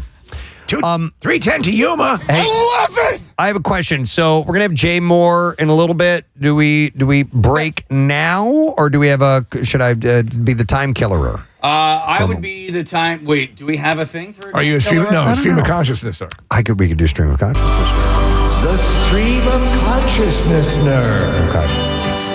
Just a couple of things, real quick. Just a couple of things real quick. Did you guys see the story of the guy? Obviously, they're getting ready for the Super Bowl in Vegas. Yeah. A guy climbed on top of the sphere. Did you see that? I saw that, yeah. This guy's done stuff like this before. He's an activist of some type. I didn't read the full story of who it was How or did he anything. get up there? But I don't know. But he is a speck as you see the video of him on this, climbing up on this video dome, and it's like, I don't know how the hell, what he was hanging on to. I have no clue. don't know. So he did it, and he's kind of, I think there was like a homeless person or somebody he's trying to raise money for, whatever the story was. Okay. But anyway, Preston, and that screen is worth like $1 billion. I don't know, damage Okay, so wise this or wasn't whatever. like set up. The guy just No. did it. He got Illegally. up there. Yeah. I've never been up close to it. I've only been a little afar, so I don't know what the surface actually looks like. Yeah, so so they get your hands and stuff into. Well, Marissa was there. She went into it. Did you go into it, Case? No. You I saw it just from afar. afar. That's right. But Marissa, could you get up close to the outside of it? Yeah, and it's a public space. So actually, when we were leaving, it was hard to get out because there were so many people around it. Okay. But it's kind of like a textured wall that has like nubs. Okay. We were That looking are- right now. It Yeah. looks like a metal grate, like a larger metal grate. So it looks like he was easily able to climb it. It's like any of us could do that. It does, yeah. The original perception was that it was this sheen sort of screen surface, but it's not. Marissa, when you were looking at it, when you were there up close to it, did you think, I can climb up on that? No, but there's like levels, so you can even get closer to it and not even be on the ground level. It's so there's you guys know when you're walking around Penn's Landing, right? And there's like a deck. Sure. And then there's down below where Yes. the river rink is. There's Yes. lots of decks like that Okay. around it. So Okay.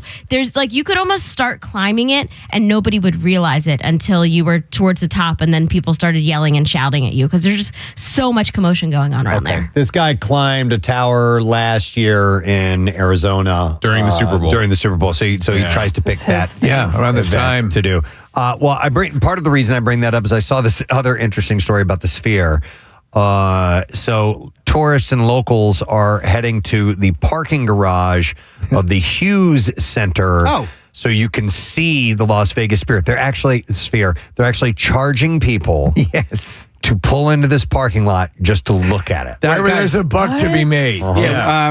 This summer when I sent you guys the video of the Sphere when I was in Vegas, that's where I was. That's at the where you were? At the Hughes Center. Yeah, You didn't have to pay. and I didn't have to pay. Well, now you will. So for the Sphere experience in the parking lot, expect to pay $25. And the price goes up $10 on nights that U2 is playing. Because I don't know do they show some of it out on the outside of the actual concert going on? They maybe? do. In fact, during the Grammys, they had them, and they were projecting the performance outside the Sphere, and then they went inside, and Bono presented an award live. So Brandon Myers of LAZ Parking said, we were getting endless lines of people offering to pay to park just to stand on top of the garage and take a picture of the Sphere, so we embraced it. That's cool. Might as well, right? Yeah. Chance to make a few dollars. And so if you're headed there, go to the Hughes Center and you can get, I guess that's the best unobstructed look at it. Seems to be. There's a golf course, though, Preston, where apparently on one of the fairways, it completely consumes the horizon. It looks wild. Yeah. Yeah, if you take the train also, or like the monorail, whatever they call it, there too. It drives past it a couple times. You get some great shots. Okay, cool. All right, so I just thought that was kind of interesting. Let me see. The stream of consciousnessner. You know what I really ought to do when we do Stream of Consciousnessner? So essentially I have my junk drawer folder. I should just flip through this and just let it randomly pull one out. Pick a story, almost like a stack of topics for Stream of Consciousness. Yeah. All right, Casey, hit the music and Mr. Announcer one more time. The stream of consciousnessner. And say stop, Mr. Announcer. Stop. Okay. Don't eat fried toothpicks. Oh my God! Thank God you have this story. Trendy. Did you see this? No. Okay. Trendy South Korean TikTokers have been deep frying toothpicks. Come on, man. And eating them, with a few influencers even adding seasoning to the sticks to make them more tasty. Don't they have kimchi? No, that's that's South Korea. You're right. That is Korean. All right. In an effort to stop the spread of this trend, the South Korean Health Ministry posed a warning saying this is not a product to eat. The starch toothpick is a sanitary product. Their safety has not been verified. Have you ever had a tampon kebab? No. They're delicious. Are they? It sounds scrumptious. That's pretty wild. I am curious about what people can and have eaten. I've asked you if people eat penguin. But I'm watching Fargo right now on 2 different episodes. One guy was talking about, I think he was fighting in World War II and was starving and ate nothing but tree bark for days. And I'm I've like, heard okay, that. Yeah. all right. And then the other guy was starving and he ate his shoes. Yeah, I mean, it's leather. Yeah. Yeah, but I don't think there's any nutrition in it. Well, if you're starving, there might be You can add a protein. You could have a little bit of nutrition. If you literally have nothing else to eat, I would eat leather over paper. I'll have my boots, and I'd like to add a protein to that. I eat paper every now and You then. would eat it. Right? Well, I'm just saying, like if you're in a starving situation, I'm thinking It's rationally here, not because I'm hungry. Although I am really hungry. We should do a what would you rather Nick eat? eat? What will Nick eat? All right, let's play that. Yeah. Or what this won't or he eat? this. Let's lock him in a room with 6 different things on a plate and leave him in there for a week Yeah. to We see what he'll Wait, eat. I have a good idea. We could make this a contest. Yeah, we could put 6 different meals in a room, put Nick in there, and then we would have to bet on what he eats in what order. Yeah. I love it. When are we going to do this? Now? I love it. Are you hungry? Now we have soup. Yeah, we got soup bowl tomorrow. Save your strength, son. All right. Yeah. We're gonna save this. We're doing this This is a in good March. idea. I really like You know what? Write it down. Yeah. I had a buddy who loved Jean Frey.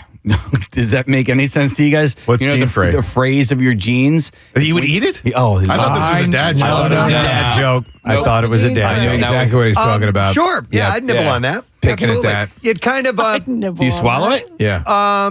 if it was a No. tiny bit, maybe. Okay. Yeah, but it's kind of something that you can kind of chew on a little bit. What is the I will- condition? People will eat Pica. Isn't that pica, it? right? Yeah. They'll eat like pico pillows. Yeah, they'll eat things Yeah. that are not edible. Right. But I will, you know, and I don't do it because I have a compulsion to do it or anything Right. like that. But like, You're eating paper now. grab a little Well, why piece of paper and kind of chew on it. Yeah. You guys are so weird. If you don't have a compulsion, then why do you do it?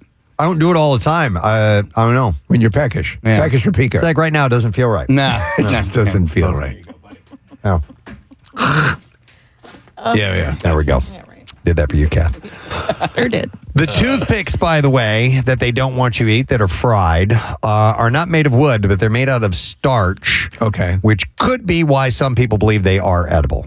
But they apparently are. They're telling you not to eat them. There's a lot that we did a whole bunch of deep frying on the show one time to try different things, and there's some things that actually are wonderful deep fried. I don't think toothpicks falls in that range. By the way, since we're talking about food, and tomorrow we'll do the connoisseur. Yeah. We have to fit that in with the Holy soup bowl. crap. So we're having mini meals. So we'll be eating ice cream and soup tomorrow. Well, soup is kind of like ice cream. It is kind of like that on the Preston and Steve show. So it's going to be a food-oriented program tomorrow. But I wanted to mention with the Soup Bowl tomorrow, our food-focused digital creators that are going to help us judge this whole event. We're very excited. We're going to have Dave Wez, and you can find him at Feeding Time TV. Josh Eats Philly. These are their Instagram accounts, by the way, as well. Chase_you, Cass_and the city, and Hector Nunez, who you can find at Wooder Ice. And we have all this. Is this stuff posted yet, Marissa, or are you going to wait till tomorrow? We're going to wait till tomorrow? Okay. Yeah, hang on a second. I don't know what you're saying. It's getting there. All right. It's getting So tomorrow. Sure. Okay. Or today, actually, PrestonandSteve.com. Just go keep checking it. Yeah, keep regularly. checking it. Yeah. Just keep clicking on things, scrolling around, clicking. Check early, check often.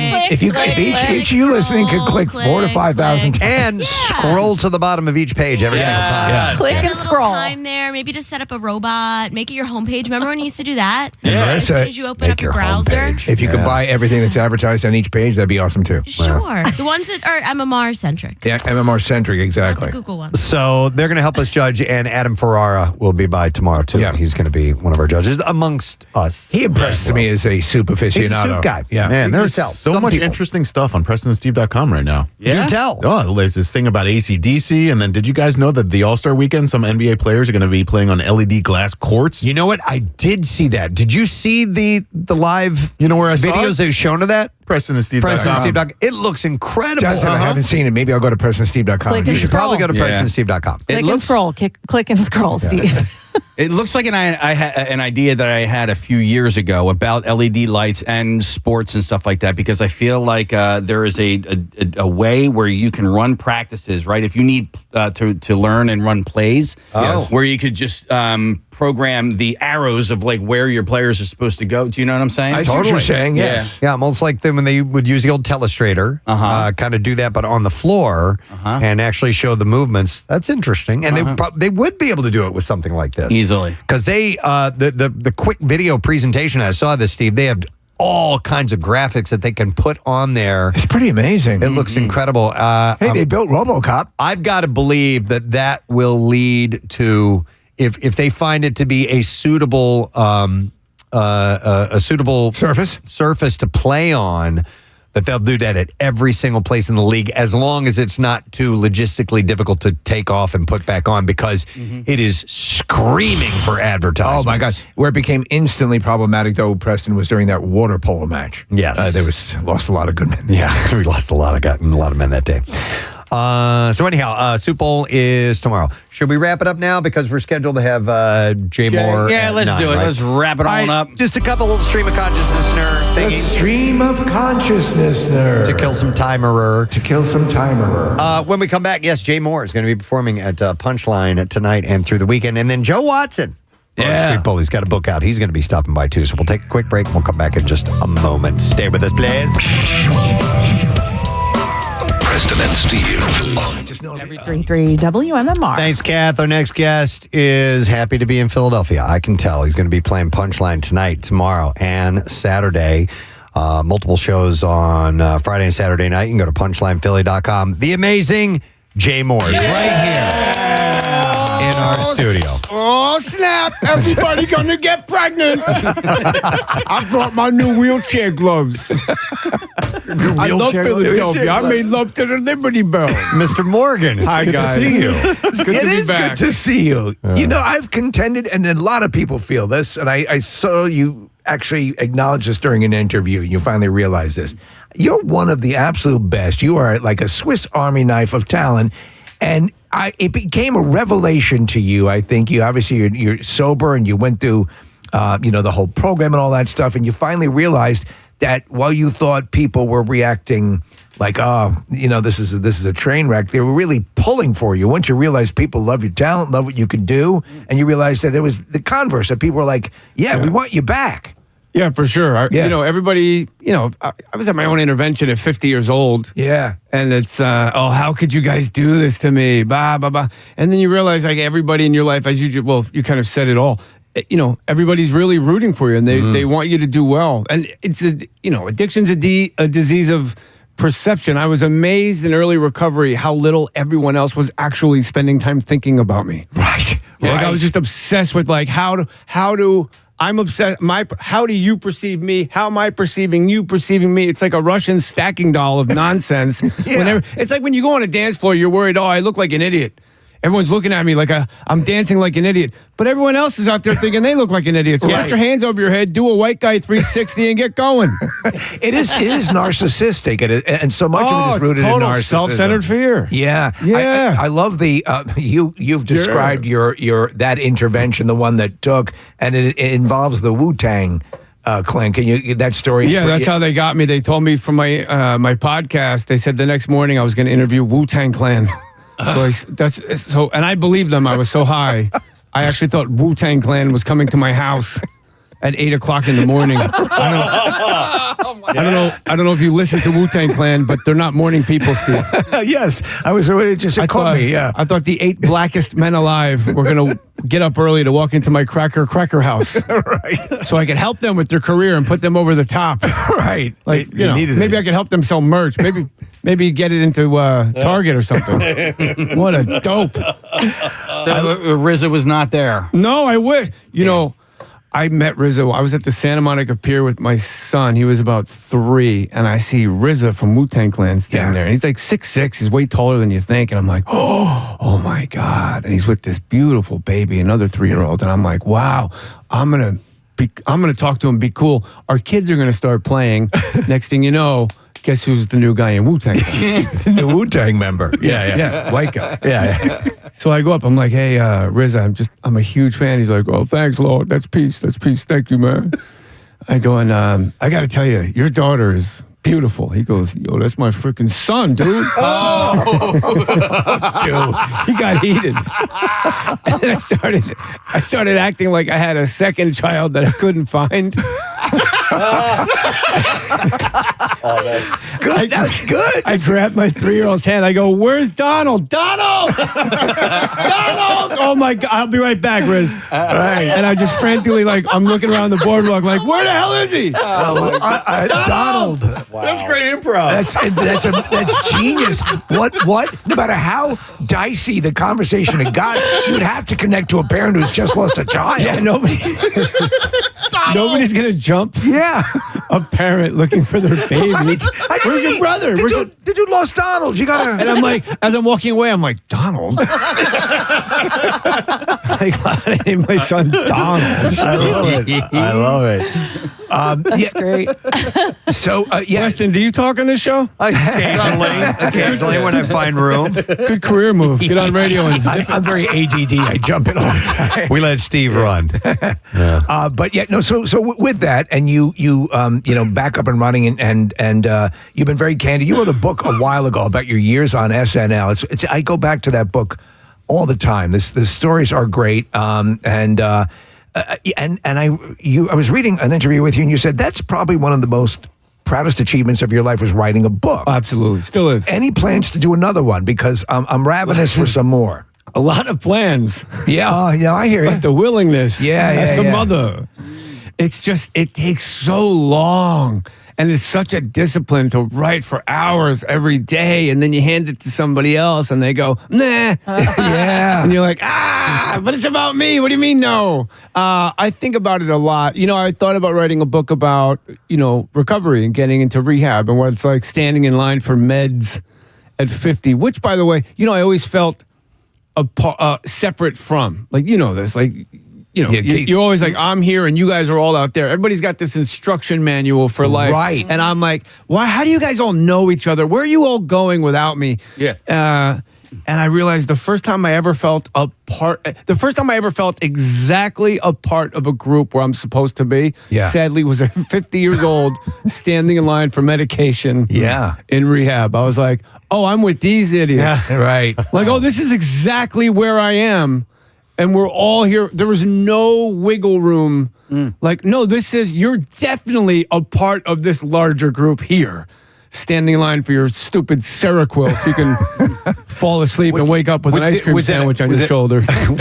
Was it a comforting feeling? Oh, no. It was not at all. Really? Okay. It was comforting. It was humiliating. It becomes comforting. Yeah. Once you depends on the meds. No, with Seroquel, you wake up, because it knocks you out. Like, it's just a light switch. And you wake up, like I said, but I remember I had a melted ice cream sandwich on my shoulder, and I was like, did I get a bird last night? Did a bird grab like a bird? Yeah. I think they give you Seroquel so you can't run away from rehab. Well, they take away your laces and everything, right? They do the standard, right? Oh, it's humiliating. Everything, right? I mean, and that's part of the necessary process. Well, you don't want, hang yourself or someone else. Yeah. And my roommate, Armando, and you had to roll the R's or he corrected you. Because I remember the first morning, I'm like, good morning, Armando. He goes, they get it right, fool. Because that's not my name. My name's Armando. And I said, sorry. I didn't realize you were an a-hole. Forgive me, Armando. No.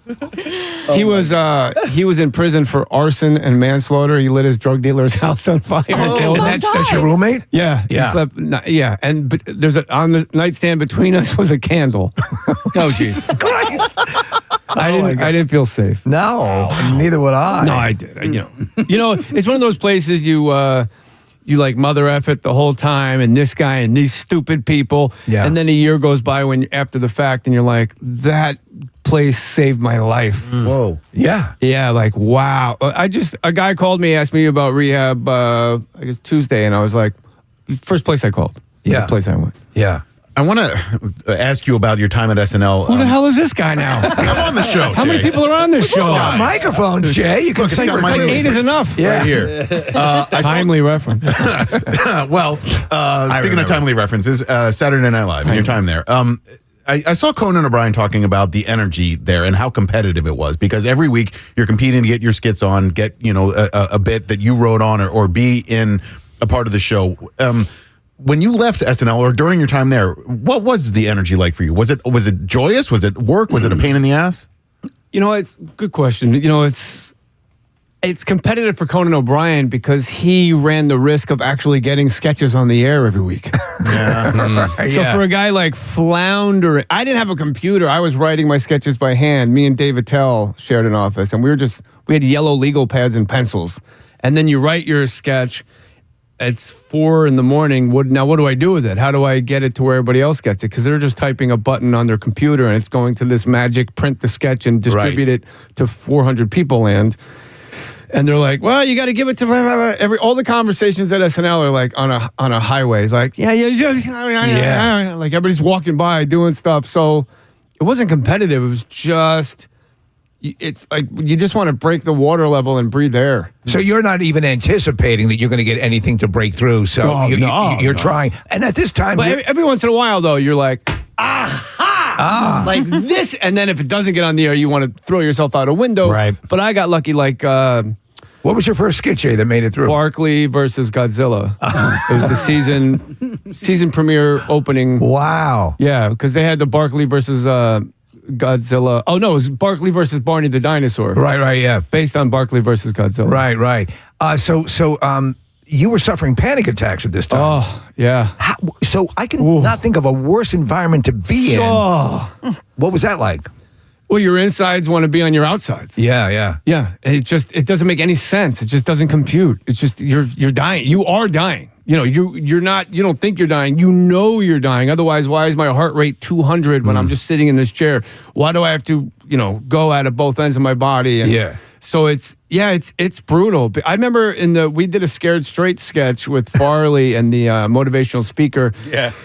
And I was like, oh my God. And at that point I was prescribed Klonopin, the only drug I didn't abuse, by the way. Really? I guess because it saved my life. It was like, I had like this respect for it, like this awe. And I had, when I put my wardrobe on for the sketch, the pants they gave me didn't have any pockets. And I always had that little jeans pocket above the big pocket. That was my pill pocket. For Adderall, it became my shelf. Yeah. And then, so I was like, oh my God, how am I going to have Klonopin on hand in case I have a panic attack if there's no pockets? So I took 4 of them and I put them in my hand, but then my hand started sweating. So I spent the entire sketch worrying that either A, they were going to dissolve in the palm of my hand and rendering them useless, or so I spread my fingers out a little bit so air could get into the palm of my hand, but I didn't want them to fall out of my hand and roll onto television on live TV, roll out onto the floor. So I just spent this entire magical sketch with Chris Farley, young fella, just worrying whether, and then the sketch is over and you're like, oh, there it is. I was like, I wasn't even present. Just that whole time, I'm just freaking out. It's got to blow your mind. Real quick, you want to hear like the greatest blooper of all time is Farley when Martin Lawrence and Farley keep selling us to each other for a pack of cigarettes. And then he sells them to Chris, and Chris is supposed to take the cigarette and go, sold 7 bitches to the homie in the cornrows. But instead he goes, sold 7 bitches to the cornme in the home rows. And then he looks directly into camera and goes, oops. 7 bitches to the cornme in the home rows. Oops. And in that sketch, he tells a joke that bombs, and David Spade off camera, you hear crickets. We made an agreement at the end of this sketch. He runs through the prison wall, and so we all run out to escape. And we said, oh, let's all jump on top of him so he can't come back in and say live from New York. It's Saturday night.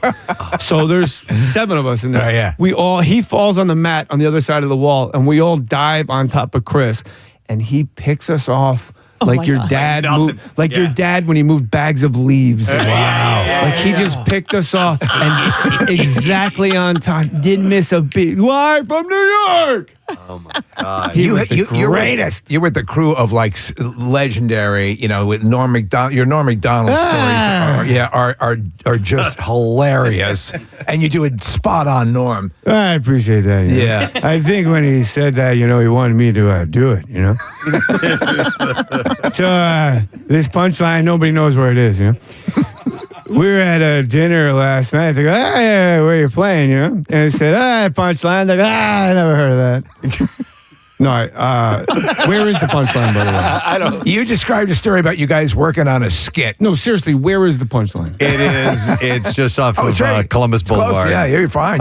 In okay. downtown. minutes. I want to make sure I'm not being pranked. Like no, that. no, you're fine. Dude, and it's a great club, by the way. Completely misunderstood what you were asking. Club. The Punchline. club punchline Yeah. Philly. Okay. Yeah, that's where he's playing. You forget that the Where's the punchline is punchline of what I also was a joke. saying? Yes. Well, it was appropriate. Well, in a Norm soliloquy, there might not be a punchline. Yeah, What was the story that we were talking to David Spade a little while ago, and he was talking about Norm would occasionally go out and you'd get one kind of Norm when he'd perform, and you get another when he was doing stand-up, and he followed him and said, he goes, well, that's the Norm you got tonight, saying basically he would sometimes engage and sometimes he'd go off into Norm world and do his own things, but he's just one of the best. I watched Norm knock a guy out. Really? Yeah. He would get physical? Well, they just passed in like New York City, you can't smoke in the building law. Oh.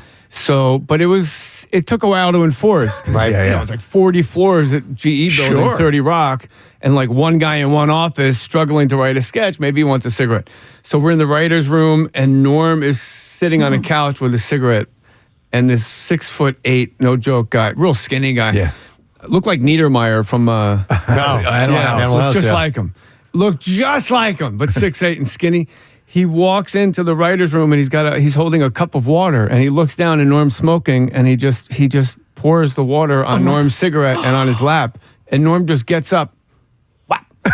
Like one shot. Without hesitation. And you go, oh yeah, you grew up on a farm in Canada. That's what you guys do. Wow. Like you forget. Yeah. Like, oh, you grew up like working the land. Yeah. And it was a nice one. Like came up from like the big toe, like whap. Had that nice whip to it. You know what I mean? You see that? That's a side of Norm I didn't realize. I had to knock a guy out. Because you can't let it go to the scorecards, Steve? Because some of those judges are crooked.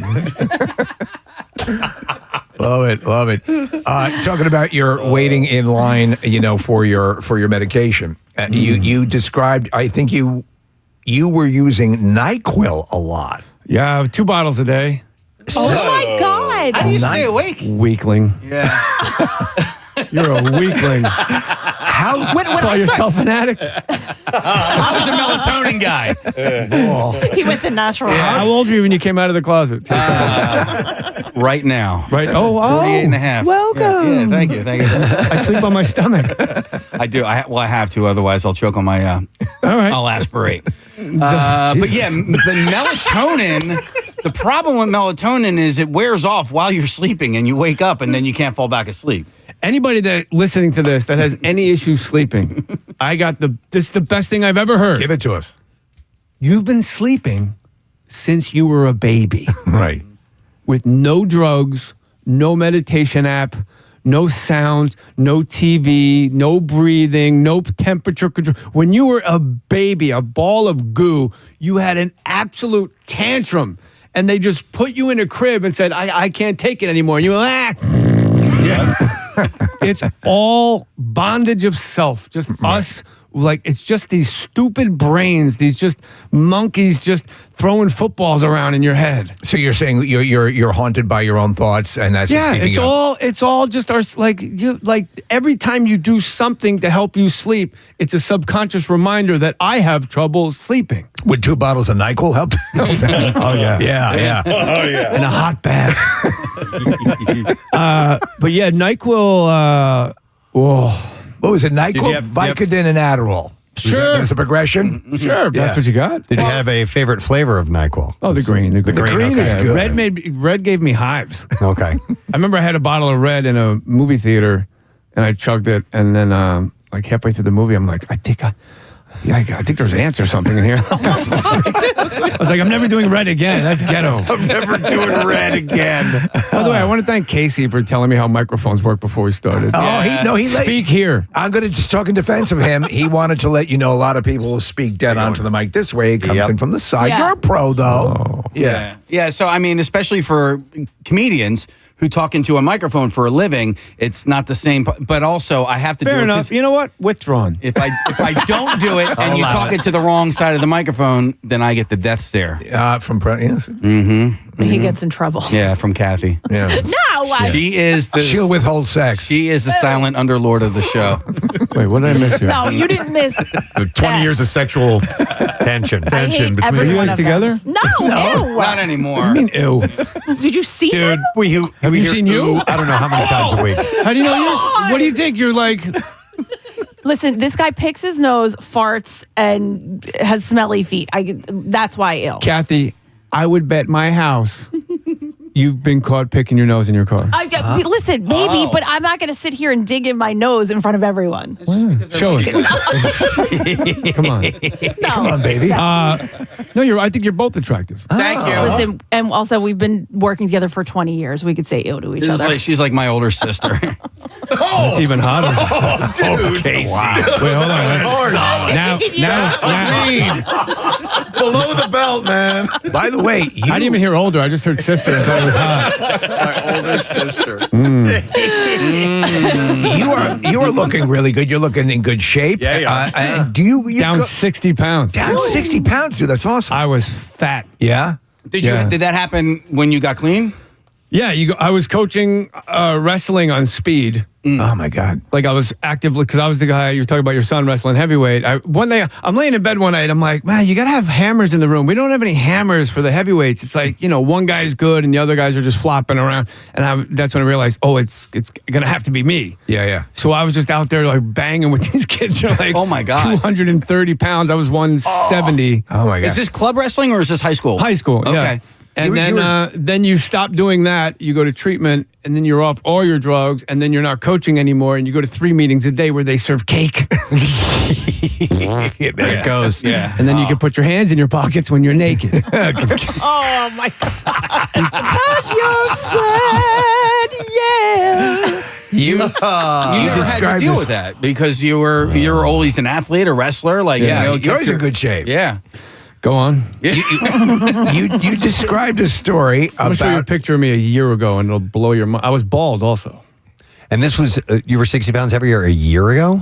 Yeah. Oh my God. And the hair came back? Yeah. No, I got hair. I had the hair surgery. Okay, well, it looks good. No kidding. Looks damn good. Yeah, it does. It doesn't look like you had hair surgery. But you look good. You know I'm bald, married, too. right? Yeah. We found a picture of you here You up on our already- monitor, Jay. Is that, does that represent it well? That's when I started actually losing it. Okay. But yeah, you can see. The hair is, yeah. I'm trying to find the hair. You got a good shaped head though, bro. You do. You could have rocked it. Here you go, press. Oh, Oh wow, you look like Will Sasso. Wow. Does it even look like you? That is very Sasso-esque. Yeah, very much so. And half the talent. Will Sasso's a genius. Yeah. Well, you're no biker, sir.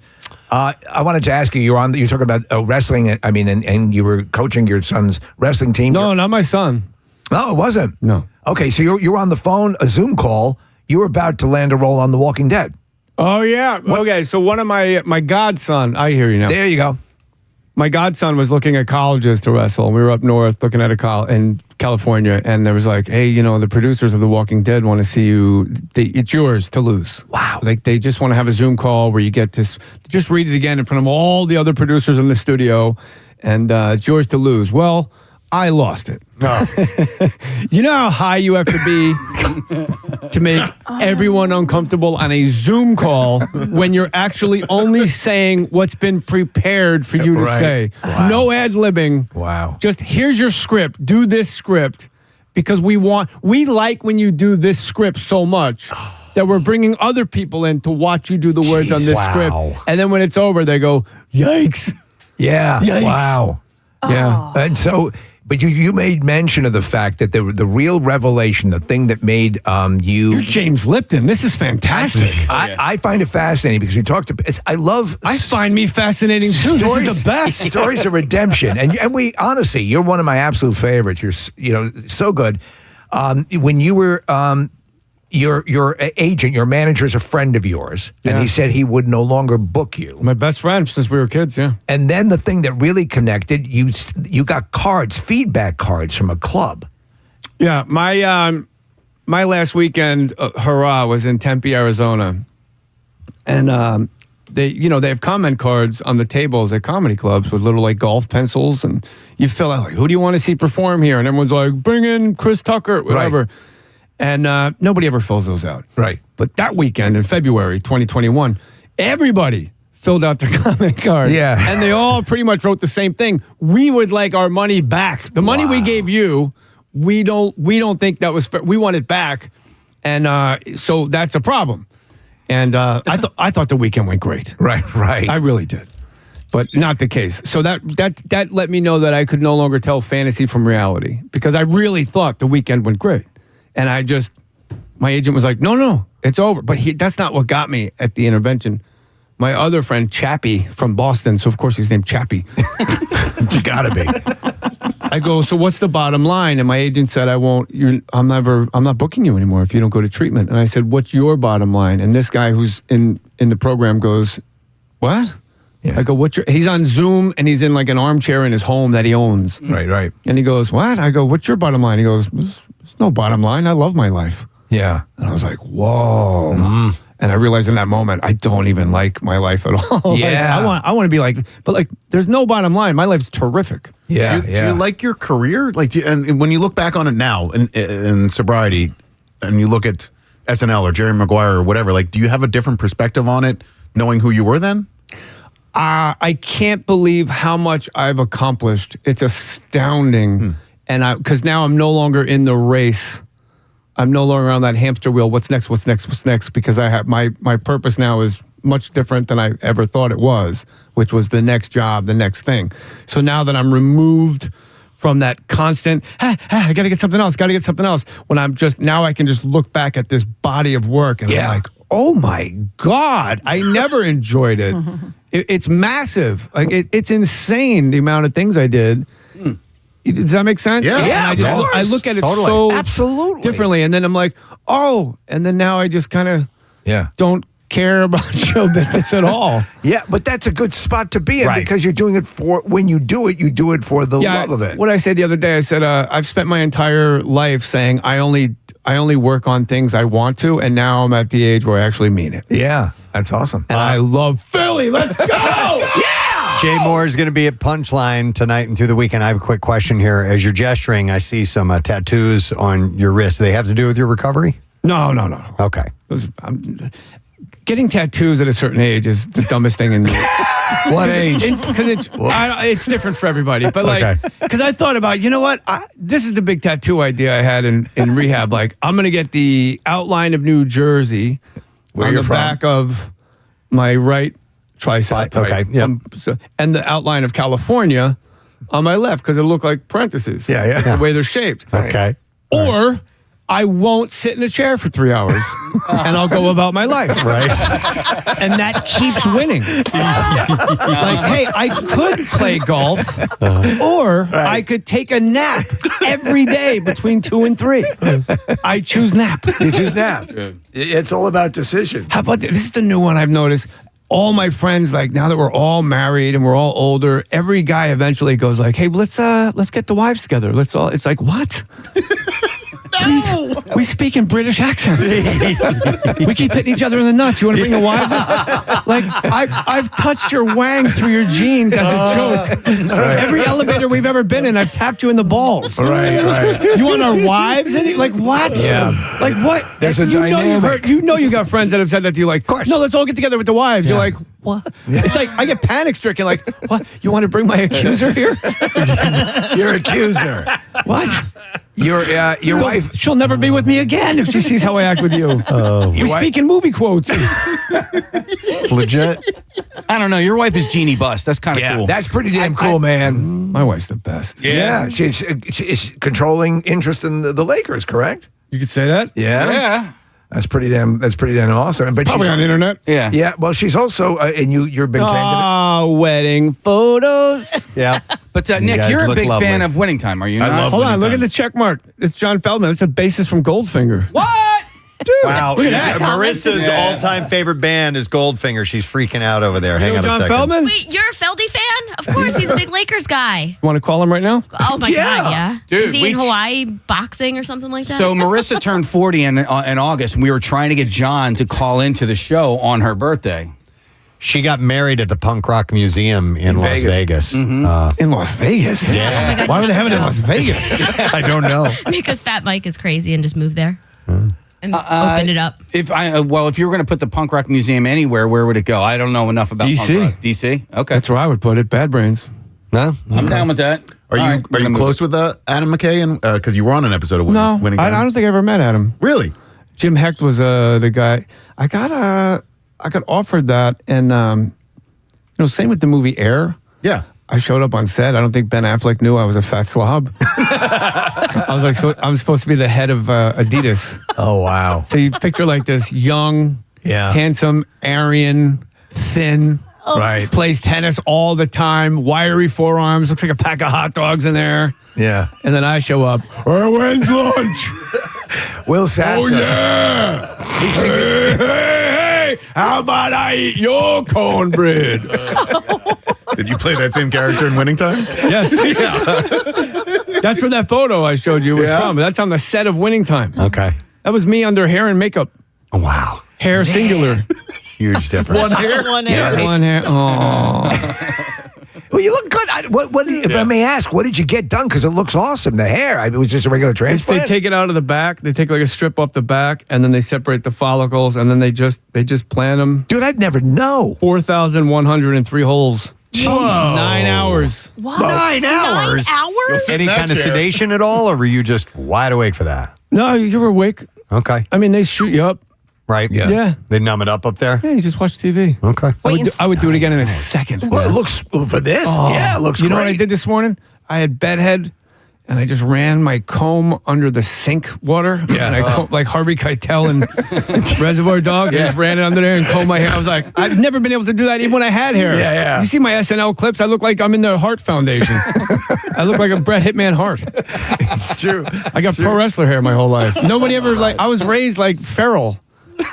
Like I never comb my hair, brush my teeth. Dude, years ago. Let me see. Jesus, you act like I took off a limb. He just popped his tooth out. What the? How can you do that? What is happening right now? I have a flipper tooth.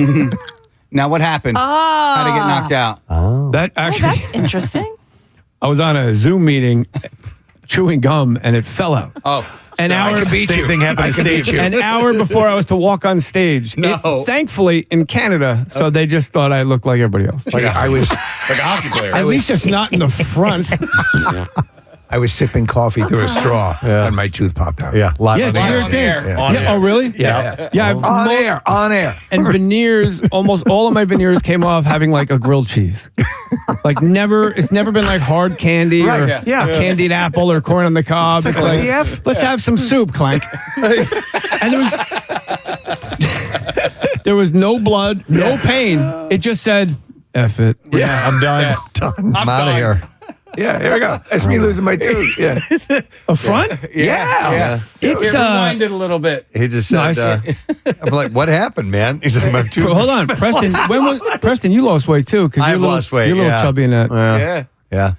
I lost altogether, like 70 pounds. You're right. There was no pain. There was no nothing. There was no blood. It was just my tooth is in my hand.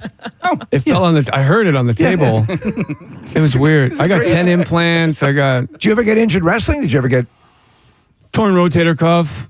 Okay. Not really. Thumbs are big in wrestling because you catch them on the edge of the guy's shirt. as you're going by. Right. Like they're sore now. Yeah. My thumbs are sore now. Are you a hockey guy? You a hockey fan? No. All right. I mean, I grew up in Jersey, so it's like the Devils came when I was like 13. So by that time, the seeds are already planted Gotcha.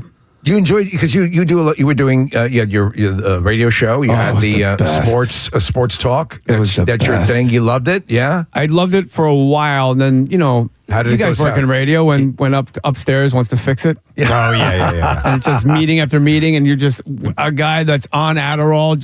When you go to a meeting and a guy has a yellow legal pad and he tells you how many times you said Oh my God. in the first hour, it's like, what am I doing here? We've been lucky for a long time. They've let us go. Yeah, I can see that. No commercials. This is amazing. Yeah. And about 1 minute, we're going to have one. So we unfortunately, we got to wrap up. Yeah, we got to pay them bills. That's right. Otherwise, I won't be able to afford them doo-doo Pampers. Real quick, before we do break, though, I know it's because you're a master of impressions, and one of the most obscure ones you've ever had was the Barefoot Contessa, Ina Gardner. I just found out she worked for the White House for several years. Were you aware of that? Yeah, and her husband worked for, Nixon. Yeah. Don't tell Jeffrey. Don't tell Jeffrey. Don't get me started on my omelet party. How bad could that be? Don't have fun without me. She was a fox back in the day. Yeah. And I like to cook, so she's phenomenal. Her recipes are excellent. Ever see her house in the Hamptons? No. Oh my God. Yeah, nice. She's rolling in it. Oh, yeah. Flour. You ever met her? Flour. Now she is. Now she is. Hey. Kat, did you get that? You're not so sure. It's for the wet spot. Oh my God! I haven't heard that in ages. I think you were mad at yourself when you told that joke. No, I'm very happy. All right, we do have to wrap up, man. But it is wonderful to see you. It's so good seeing you guys again. It's great seeing you being so happy and in a great place, man. We couldn't be more thrilled that I'm you're back around. April in maybe let's do this again. Come back again, I'm in, for sure. South for Jersey sure. in April, but let's keep focused on that punchline, yo. All right, yeah. So tonight 8 o'clock, tomorrow 7:30, 9:45, and then Saturday 7 and 9:15. But you get your tickets at punchlinephilly.com. Go see Jay Mohr while he is here. Thank you and for come being tonight because it's the only night you get to go to work the next day and brag about it. How about that? Good idea. We saw Jay Mohr's last night. He got us pregnant. Jay Mohr, everybody. We're gonna take a break. We're gonna have the one and only Joe Watson of the Broad Street Bullies joining us when we return. Stay put. Preston and Steve. 93.3 WMMR. Thank you, Kathy. Our next guest is a legend in this town and in the league, and he's a wonderful person. We've had the chance to encounter him a few times throughout the years. He now has his book out. It's an autobiography called Thundermouth. Yeah. Memoirs of a Broad Street Bully and NHL Lifer. Ladies and gentlemen, Mr. Joe Watson is here with us. Nice. Pleasure to be here. Nice to see you again, Joe.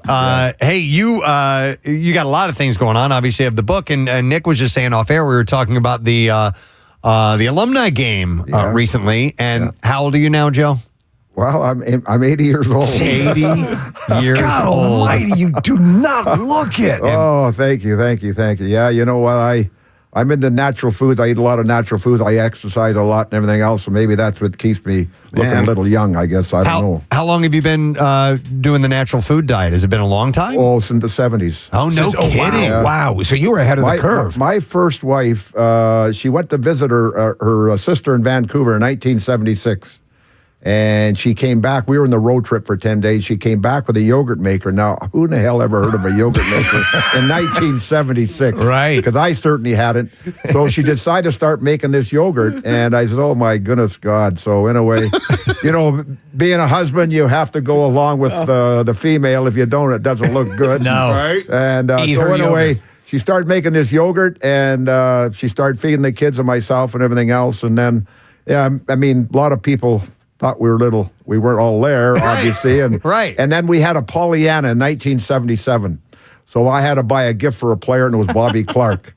So I bought Clarky a yogurt maker. Oh, my God. I bet you it hasn't been used still, and it's 1977. Oh, that's hilarious. Yeah. Oh, my God. Natural foods, for a long, long time. Well, you're an advertisement for it. Yeah, right. Yeah. I could have. And then I got a beautiful wife now, Jamie, and Jamie's into natural foods too. We eat a lot of very healthy. We eat a lot of Brussels sprouts and beets and carrots and yogurt and You're doing it the right way, yeah. I got to go to the alumni game, Joe, and it was such a pleasure because I've been a lifelong Flyers fan, and I grew up with the Legion of Doom and the guys in the 80s that went to the finals in 87.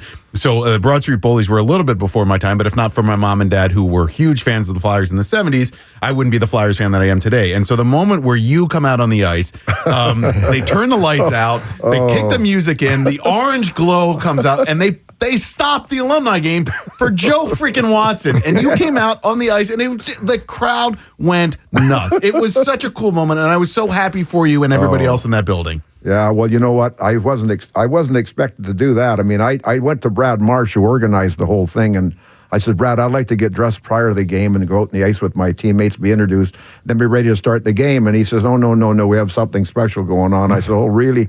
So that was special. But I get out the ice and I start whirling around. Next thing you know, I almost fall, for God's sake. No. Oh, my God almighty. So anyway, it worked out well, and I must say I enjoyed it. Oh, God. What does that mean to you, though, Joe, after all these years, that you still have all these people that are that excited about seeing you with the team? Well, I don't know about just seeing me. I think it's just the teammates. My teammates are out there. We had a lot of guys that didn't play in the 70s.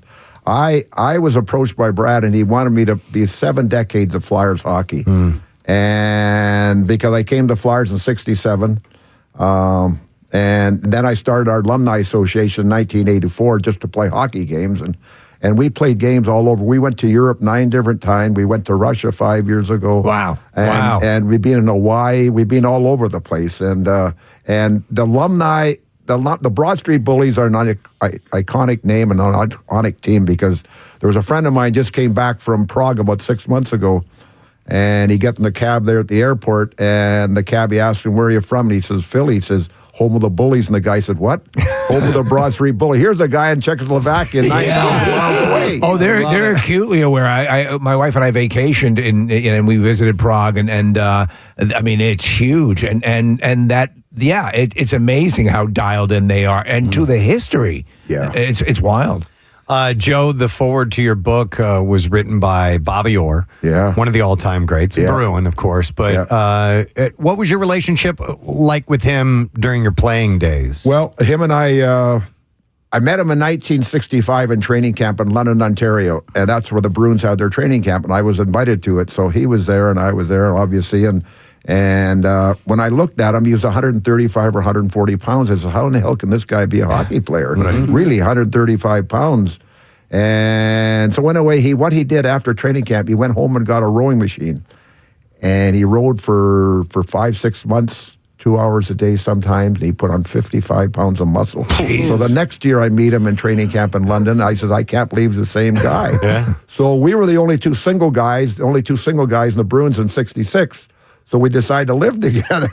Well, he was a cook, and I had to wash the dishes and vacuum and everything else. And we had a great rapport. We still have a great rapport today. And I talked to him about my book, and he said, "Well, if you need help, I'll help you." So that's great. Now, let me ask you: have you sent him a yogurt machine?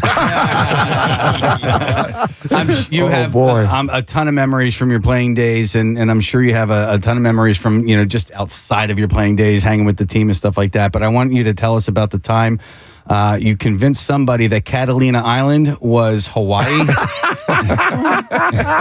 Well, you're flying into L.A. and Bob Kelly was a rookie this first year of the team, So we're on the plane, and somebody hollers, "There's Hawaii!" Well, a hound knocked 4 people out of the way to get a look out the window. He couldn't believe that was Hawaii, but he believed it. It's that close. And then he needed winter tires. Says, well, the best place to get winter tires was go to L.A. So he hired a cab in L.A. and he drove around. To get winter tires? Find winter tires. He couldn't find any. Oh, my God. Come on. Oh, my. The Howe was a great guy. And he's a great teammate of mine and a great friend. And we had a lot of fun with a lot of people, but that was one particular time that we had fun with the Hound. The winter tires are much cheaper in Hawaii. You should have known that. You recognize Preston from the Phantoms, and we started down a line. We wanted to save it for the air. And Preston, you were asking. Yeah, I'd asked Joe. There used to be in between the periods. So I was an in-arena host, and in between the periods, we would go out on the ice and we would do some promotions and. Before we would go on, the teams would have to come off the ice. So we would be in the spectrum, and we'd be waiting in the hallways for the teams to exit the ice and go into their locker rooms. And before they would come out, there was a gate that they would close in the hallway. It was an old iron gate. That thing swung around. They locked it shut. And I had asked Joe, I had heard that was because of Billy Barber got into a fight one time in the hallway, but it was a totally different story. It really was. It was an exhibition game against the Bruins, I think in 76 or 77. And Wayne Cashman and Paul Holmgren got into it on the ice. And then they threw him out of the game. And, of course, you got to go up a hallway there about maybe 50 feet. And Cashman went out his side, and Holmgren came up his side. So Cashman waited till he saw Holmgren, and then he yelled and screamed at him. Well, Holmgren took off with his skates on, running down the hallway after him, and all hell broke loose. It's a concrete floor, by the way. He said sparks. Sparks were Sparks were flying and everything else. Oh, my God almighty. I've seen a lot of things in hockey, but nothing like that. So boy. They put a gate in there that they would close between periods so that the teams couldn't get at each other. It was so Philadelphia. That's hilarious. So Philly.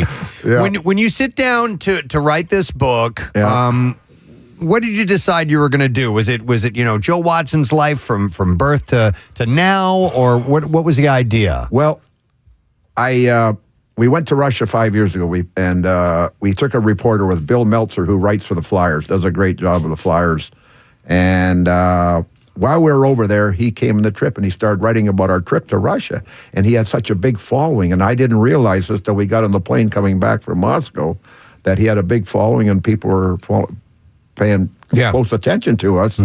And so I said to myself, my God, he is a good writer. And a lot of people have told me that. So I said, if I ever decide to do a book, and my wife convinced me to do a book, and about a year and a half later, I phoned up one day and said, listen, Bill, I'd like to do a book. And a lot of people have told me that I have a lot of great stories of the Flyers because I've been here since the inception. And that's where I came to the idea of doing a book. And the time felt right. It took us 3.5 years to complete it. Wow. And it really is. I mean, if you really enjoy stories, there's a lot of great stories. Oh, my God. How old's your brother, Jimmy? He's 70. He's 70? Okay, yeah. And so, when I told my dad yesterday that you were going to be on the show today, and I said Joe Watson, and he started telling stories about you, and then talked about Jimmy. But my dad and my mom both always, whenever they say your name, they say Joe Watson, Smithers, BC, because that's where you grew up. Yeah. And right. So they knew that Bobby was from Flin Flon. And they knew they knew your hometown, and there was such an intimate connection with Philadelphia and the Flyers in that 70s era. And I don't know if that will ever be replicated because they knew you guys not just as players but as young men. Yeah, you know what? We came along at the right time. The city was in dire need of something because of all the stuff, the Vietnam War. Yeah, and we just came along at the right time, and it was an eye for an eye and a tooth for a tooth. That's the way we played, and. May the best man win. You got $100 in your pocket. I got 100 in my pocket. May the best man win. And that's the approach we took. And of course, Freddie Shearer, our coach, Freddie devised a system for us to play, and we're going to respect what we're not going to respect. And we play teams we're not going to respect them. We're going to go out there and to dominate them. Hopefully, win the game. And hockey was hockey's a very intimidating sport, just like football. And it was an eye for an eye and a tooth for a tooth, by God, and we wanted to win more than the other team. There's a lot of teams would play with us for maybe 40, 45 minutes, but then they get tired of getting hit, and they just wear themselves out, and we would take over. Yes. A lot of games were close, but late in the game, we would took over and dominated. And the legend is born. Yeah. I said, Rob Zombie, the musician, and he's a film director as well. He was, for a while, been working on a movie that was supposed to be a depiction of you guys. Right. So the question I'll ask you is, okay, if this movie ever gets done, who's playing you in the movie? Well, funny you mentioned that, because I sat with him in a box there at one of the Flyer games here, I don't know, maybe 8 years ago. Yeah. And we're sitting there talking. He says, I'm trying to figure out who would play you. We never came to a conclusion who that would. No, but yeah. Yeah. But now there's a couple movies being made about the Broad Street Bullies and the Russian game that are going to coming out in the next while. Documentaries? Documentaries. Oh, wow. Yeah. Okay. That'd be wild. We got interviewed. I got interviewed from a fellow from L.A. who came in, and he interviewed most of the players. And so they're making a documentary about the Broad Street Bullies. So it's an iconic name. It doesn't matter where you go. Yeah. You know what? I was at a function the other day, and somebody mentioned that there'll never be another team in sports like the Broad Street Bullies. And it doesn't matter if the Phillies won the World Series 5 times, and the Flyers won it twice, or whatever, or the Eagles won, or Sixers. The Broad Street Bullies will always be remembered by people in the Philadelphia area. They will. And you've stayed connected to this team this entire time. You've been an ambassador to the team. You go to the games and everything. And I wanted to take your temperature on the current group, because we were really happy to see Danny Briere step into his position and Keith Jones. Really excited about that. How do you feel about it as a fan? I love this team. You know, the game is built on speed, and thank God I wasn't around now, because I couldn't play the game. They're so bloody fast. These guys are fast, and they move. I remember I was at a practice in September this past year, and I was watching a practice, and I said, oh my God, these guys are fast. And their speed of 20, 23, 24 miles an hour, our top speed was probably 10 or 15. So it'll go to show you the game is built on speed and finesse, and these guys are really good. And it's very exciting to watch this team. I love it. I love watching the team. I do too, and they're fun to root for. And the other night, they did not play a good first period, and they were down 1-0, and they were lucky to be only down by 1. Right. And then they played really well in the second and third. And I've been reading about that game against the Panthers, who are a good team. And it seems like these guys, and much more so than in the last few years, are really playing for each other, and they really want to impress their coach. Because Torts is a demanding guy. Yeah, I love the coach. I've never met him personally. But But he reminds me of Freddie Sherrill in some ways. Yeah, he really does. And, Freddie Sherrill had so much success as a coach. But, he doesn't say a lot, but when he says something, he makes sense.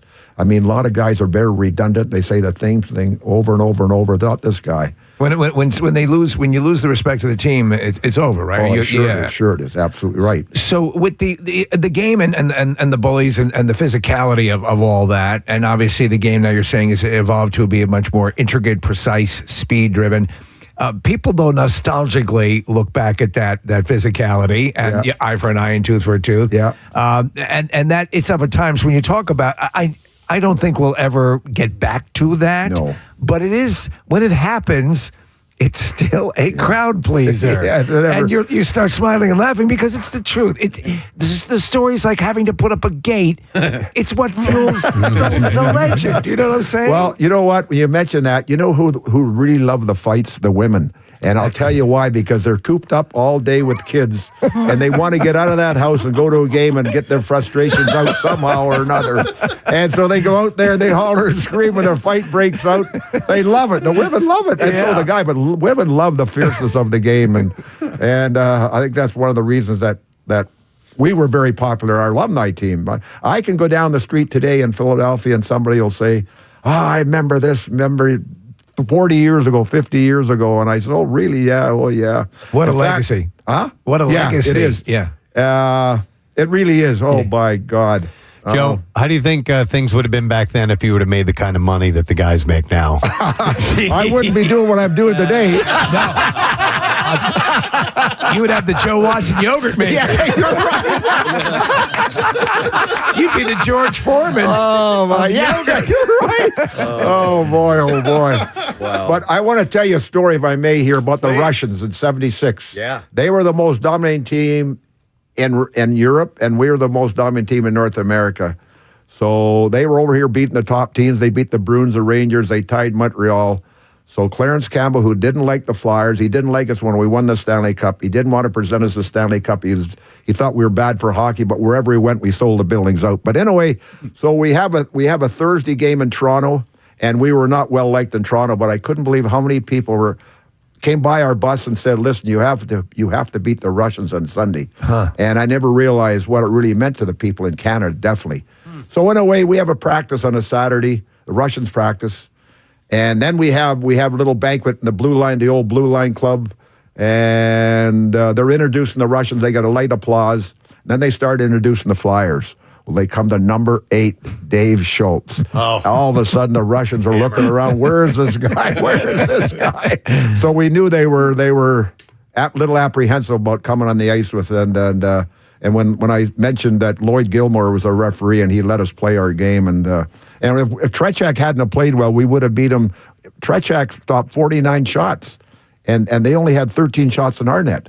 And if he hadn't have played well, we would have beat him 10-1. Wow. 10-1. Wow. Oh, you guys God, yeah. outshot them by that much? 49-13. That's insane. Oh. So anyway, and we're in a shorthanded situation the second period, and I don't go beyond center ice most of the time, being a very defensive-minded defenseman, but I had an opportunity because I watched the Russians make a line change, and they were very slow at doing it. So I went up the ice with Selesky and Kinderchuk, and Selesky takes a shot, and Trechak makes a save. Well, I happen to sneak in there and tuck the puck in the net. And, oh, my God. So anyway, I was very, very excited. And I proved one thing. A white man can't jump very high because I jumped about 3 inches off the ice, and that was it. That was it. But anyway, after the game, Coach Sherrill comes in. He says, Joe, by scoring that shorthanded goal, you set Russian back 25 years, a Russian program back, and they still haven't recovered. It's That's 40 years, awesome. 50 years ago. That's awesome. That's fantastic. We're actually watching the old footage of it right now here in the studio. So. There's Van Hip hit Karmeloff. Wow. Karmeloff. Yeah. Joe, you mentioned Schultz, and he was back for the alumni game as well. And they had a really nice presentation before the game where they brought out the Stanley Cup, and all the guys that were on the 74 and 75 teams got to kiss the cup again and hold it. It was a really cool and special moment.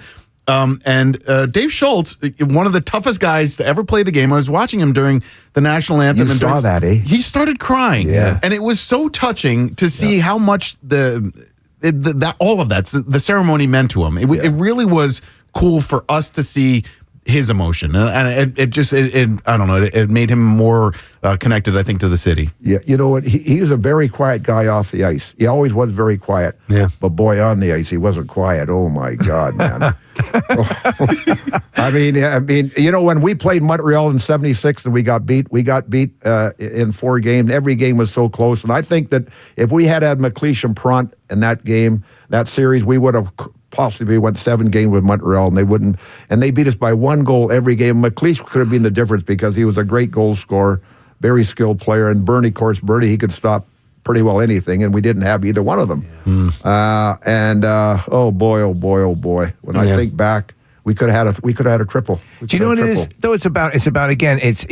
Talking to what Nick is saying, everyone wants to know that you meant something. You meant something to people. And then also, when we are out, and this is nowhere near your legacy, but if some people come up and they'll say they enjoyed the show or there was a tough time in their lives and it meant something. Yeah. What greater gift to know that you could walk down the street and 40 years after or whatever, you're in that person's mind. You know what? Is there anything better? Oh boy, you know what? And I want to refer to another.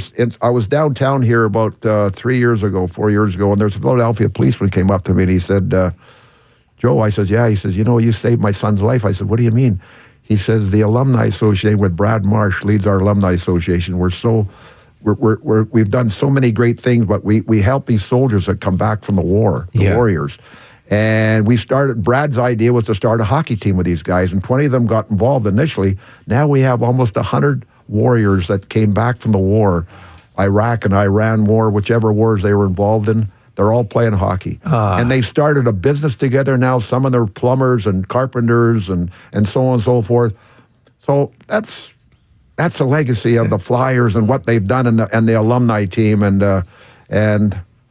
I must say, you know, I'm a boy from British Columbia, way up north near Alaska, and I've always wanted to live in that environment. I couldn't live in that environment up there because it was 54 below up there the other day. I said, holy Christ, man.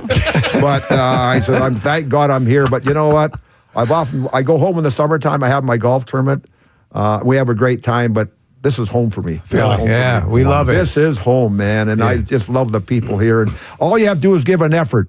And I can see why you guys are so successful. Your radio station and your show is because the way you are with people. Oh, well, thank you. The way you are with people, you really are. Gosh, yeah. We appreciate it. Yeah. Well, listen, we just want to point people in the direction of Joe's biography. It is called Thundermouth, Memoirs of a Broad Street Bully and NHL Lifer, and you can get it at JoeWatsonOfficial.com, or you can just do a quick search on Joe Watson and find the book. I'm certain of that. It is always wonderful to encounter with you, sir. Thank you for coming by here this morning. Oh, it's a pleasure. You're the best. Pleasure to meet all you folks. Well, you have a great time, and I can see why you're so successful because you're really friendly and you love people and everything else, and that's what life's all about. Thank you. And natural food diet for me from here on out. That's all there is to it. All right. Joe Watson, everybody. Thank you, Joe. Thank you. We're going to take a break. We'll be back in just a second, so stay with us, friend.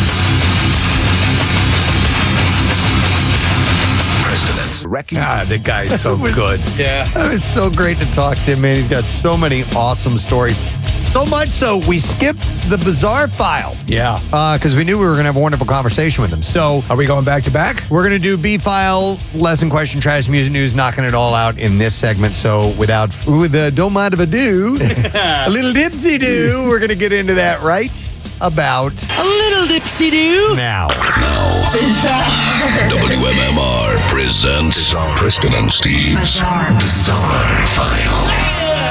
Brought to you this morning by Horizon Services. You can get your heater checked and inspected by their pros, and you'll get upfront pricing and same-day service plus $50 off any repair. Schedule at horizonservices.com /WMMR. Oh my God, it's 10:30. Okay. I even said what time it was, and I didn't even realize. A dog let out of its crate by their owner on a United Airlines flight left a little mess, so much so that they were forced unlucky passengers to suffer on board the aircraft the smell. Yeah. Poop. You know how bad dog poop smells. It is in a contained cabin of an aircraft. Mm-hmm. Travelers who departed from Portland en route to Denver claimed a woman's fussy chihuahua was behind the chaos when she left the small pup out of the crate at some point during the flight. One man who identified himself as Nick recounted passengers were hit with a nasty poop smell that forced one pregnant lady sitting directly behind the madness to hit the call button for the flight attendant. Looking around to see where the unbearable smell was coming from, Nick said that he and the pregnant lady seated in the back of the plane immediately spotted the dog out of the crate. He said, I turned on my phone light, and that's when I realized the dog was out, and we were debating, was it her, the owner, or was it the dog? Small dog running, small dog out. Nick also heard the dog's owner possibly foreshadow the disaster. He said, she mentioned earlier that when I was first seated that she hadn't taken it to the bathroom during the airport, and they have relief centers, so it was probably cooped up in the cage the whole time. When the flight attendants made their way to the pregnant woman, they discovered the dog feces on the edge of an aisle seat. To make matters worse, another passenger claimed that the lady refused to move with her foul-smelling chihuahua or take responsibility for cleaning up the mess. I'm sorry. I would immediately Yeah, I would have pushed her face in it. They cleaned it eventually. He said they were wearing hazmat-type clothes, and they cleaned the seat around it. Surrounding passengers in the same aisle also said they were unable to move or switch seats because the plane was in full flight. UA spokesperson said that they offered vouchers in electronic credits to passengers on the flight. Yeah, come on. By the way, I'm surprised it doesn't happen more often. I'm surprised this is one of the first times I've ever heard of it. You know, you've got animals in there for however long. They got to go at some point. So, a Maine man. That's my main man. Not like my main man. A man from the state of Maine discovered that sometimes lost things are meant to stay lost. It was on the Penobscot River. Scott Mankey dug up a tungsten ring, and he didn't think too much of it initially. Months later, he would clean it up in the hopes of selling it. And he had said, I'm like, so he's from Maine, right? I'm like, you know what? I'm going to try to find the owner. Yeah. So I dunked it in mineral oil, brought on a magnifying glass, and I throw it up on a buy swap of trade sites, and I got a couple comments like one guy's like, "That's a generic ring. Why would anybody go with that?" And then I had a few trolls at first, and I told them to mind their own business. I mean, just interested in the ring. And then this lady actually messaged me, and she's like, "Wait, I think that's my ring," and I'm like, "No way. There's no way." Clearly shocked that he found the ring's owner, he said that he wanted to be sure of it. And he said, I'm like, okay, give me the initials for the heck of it. 2 seconds later, she tells me initials. So I sits up because I don't believe this. And I'm like, throw me out of date. She throws out a date, and it must be the day they got married back in, I think 06 or something. Mankey said that he was eager to return the ring to the couple after all those years of love, but he would soon find out it wasn't quite the case. This is the interesting part of it. He said, I go, well, when do you want to meet up? I'll return it. No response. And I go, I'd like to return this. And no response. And so then she finally tells me, she's like, well, It's my ex-husband's, and he tossed it in the river. So she goes, it's nice to know he tossed it in the river. I was laughing, he said. His efforts were appreciated, but the ring may likely be for sale again. But apparently, he threw it out on purpose. That's pretty funny. Do you know where that movie shows up in pop culture? At that river, the Penobscot River? At the end of Red October, they end up in the States with the submarine, and they're going up the Penobscot River. No kidding. Yeah. Don't need this ring anymore. That's right. God damn it. That ring. Now that I'm not part of the Soviet Union. One chance in theory. Is there a Waffle House in this area? So in the end, Maneke said that he is glad that he could find the story behind the ring, even if it didn't have a storybook ending. We'll do one last story, and then we will wrap it up. Let's end with this one. This could be tragic. Who knows? But maybe this woman didn't hear about actor Julian Sands. A 22-year-old woman went hiking in the Mount Baldy area on Sunday. Reported missing. The authorities are continuing their search to no avail amid harsh weather conditions. They're getting nailed up. Pounded. About 2 p.m. on Sunday, Lisi Huang set out on a solo hike in Mount Baldy as a devastating winter storm made its way over the region. Later that evening, she was reported missing to authorities after failing to return and not having contacted friends and family since about 4 p.m. Search and rescue crews began the search around 2:30 a.m. on Monday, but did not locate her.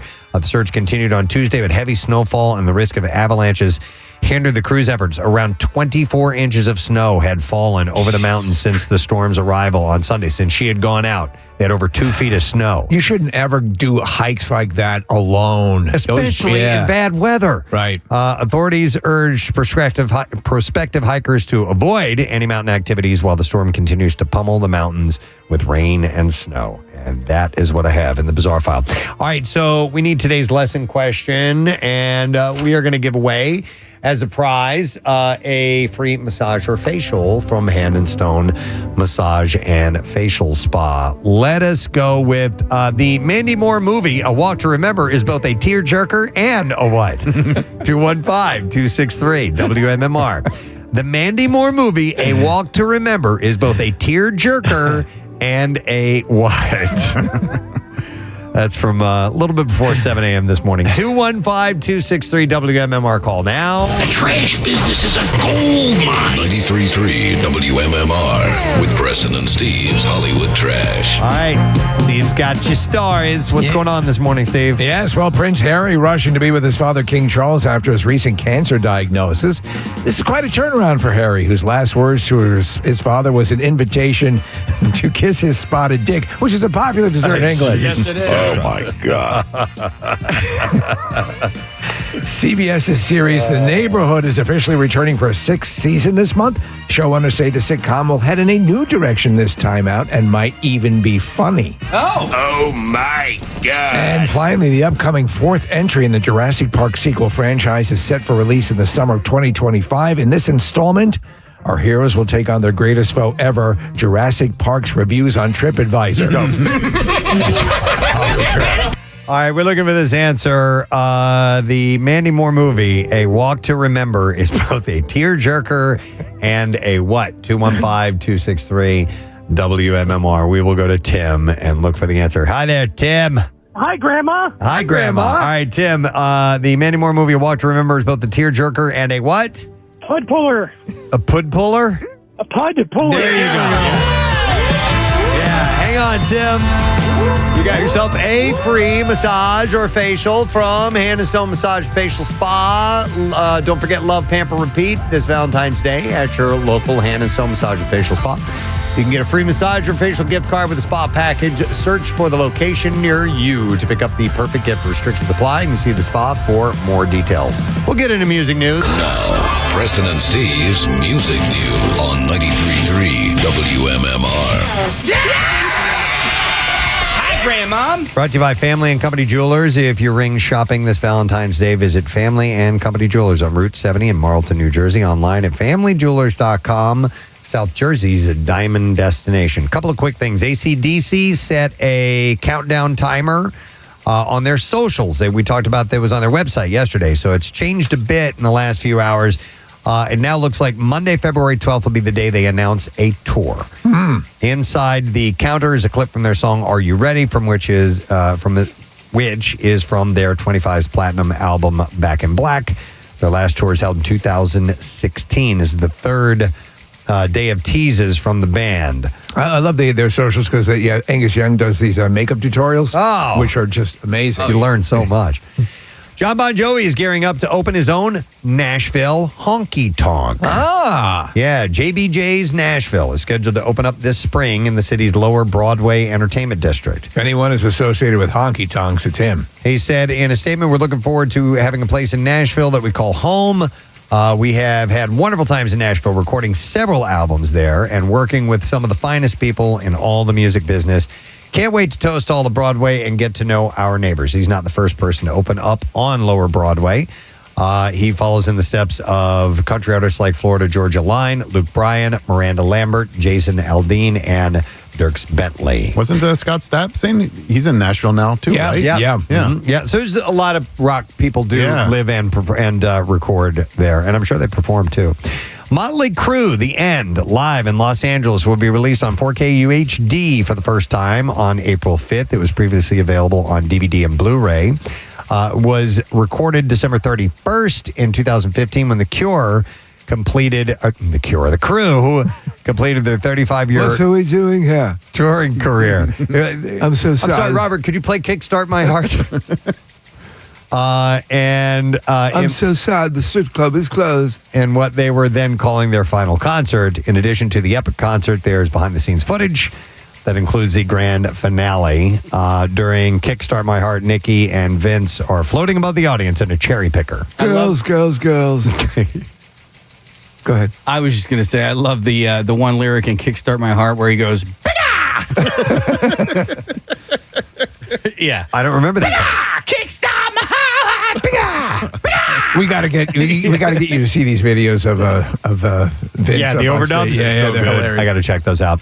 All right, two, unfortunately, passings to mention. Henry Fambro, the last surviving original member of the iconic R&B group The Spinners. Wow. Whose hits included It's a Shame, Could It Be I'm Falling in Love, The Rubber Band Man, Then Came You. They had a bunch of great songs. I love Could It Be I'm Falling in Love. He passed away. He was 85 years old. Fambro died peacefully of natural causes in his Northern Virginia home.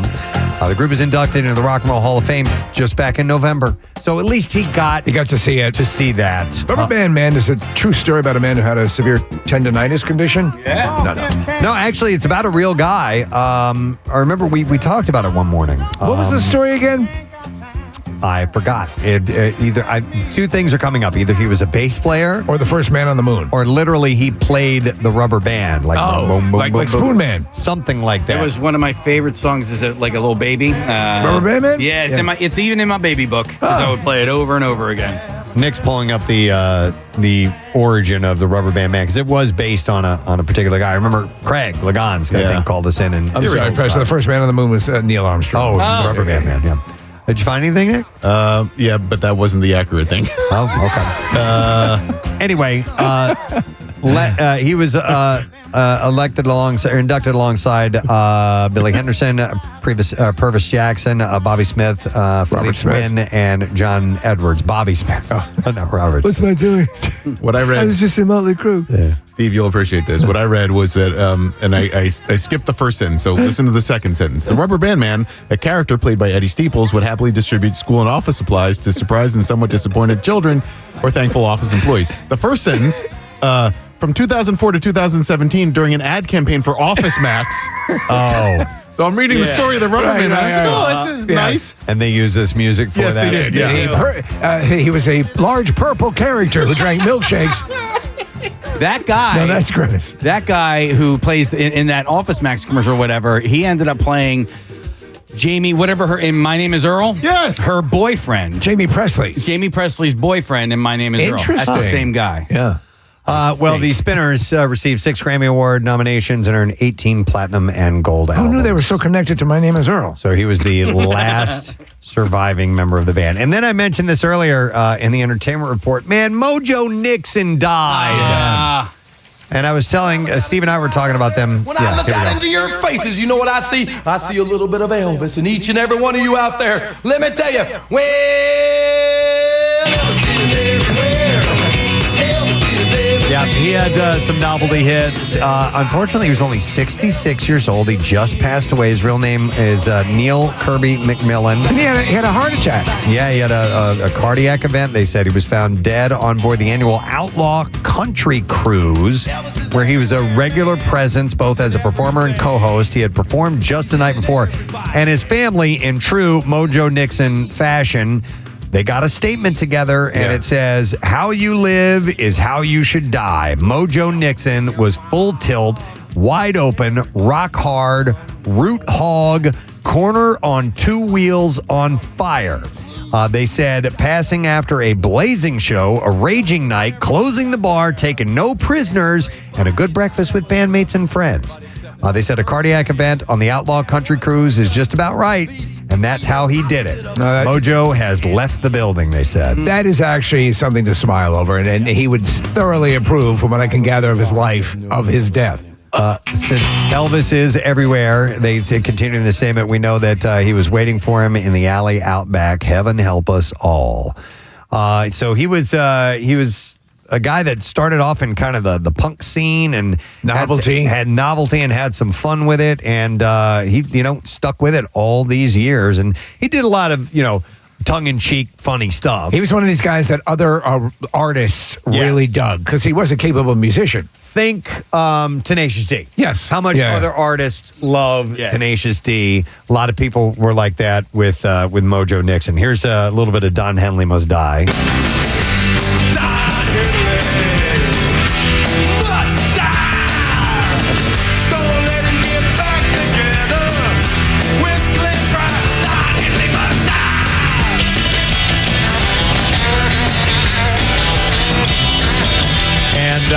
Of course, play a little bit. Casey, pull up the Dead Milkman. This is a clip from Punk Rock Girl where they mention Mojo.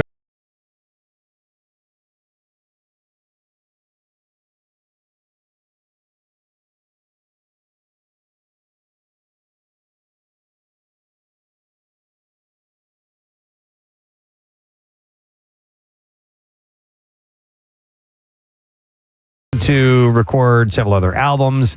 But as a solo artist and with other collaborators, including the Toad Lickers. And Lickers was spelled Liquors, and Jello Biafra from Dead Milkmen as well. He also had Debbie Gibson is Pregnant with My Two-Headed Love Child and Bring Me the Head of David Geffen. And he did some acting, too. He was in the 1989 Jerry Lee Lewis biopic, Great Balls of Fire. And he was cast as drummer James Van Eaton in that. And then in the 1993 live-action Super Mario Brothers and in a movie update of Car 54, Where Are You? And he did some radio on Sirius XM as well. So I was sad to hear about that. But too young. But he was still playing and having a good time. So, all right, and there you go. That's the last breaking news. Item we have in music news. Apparently, there's breaking news.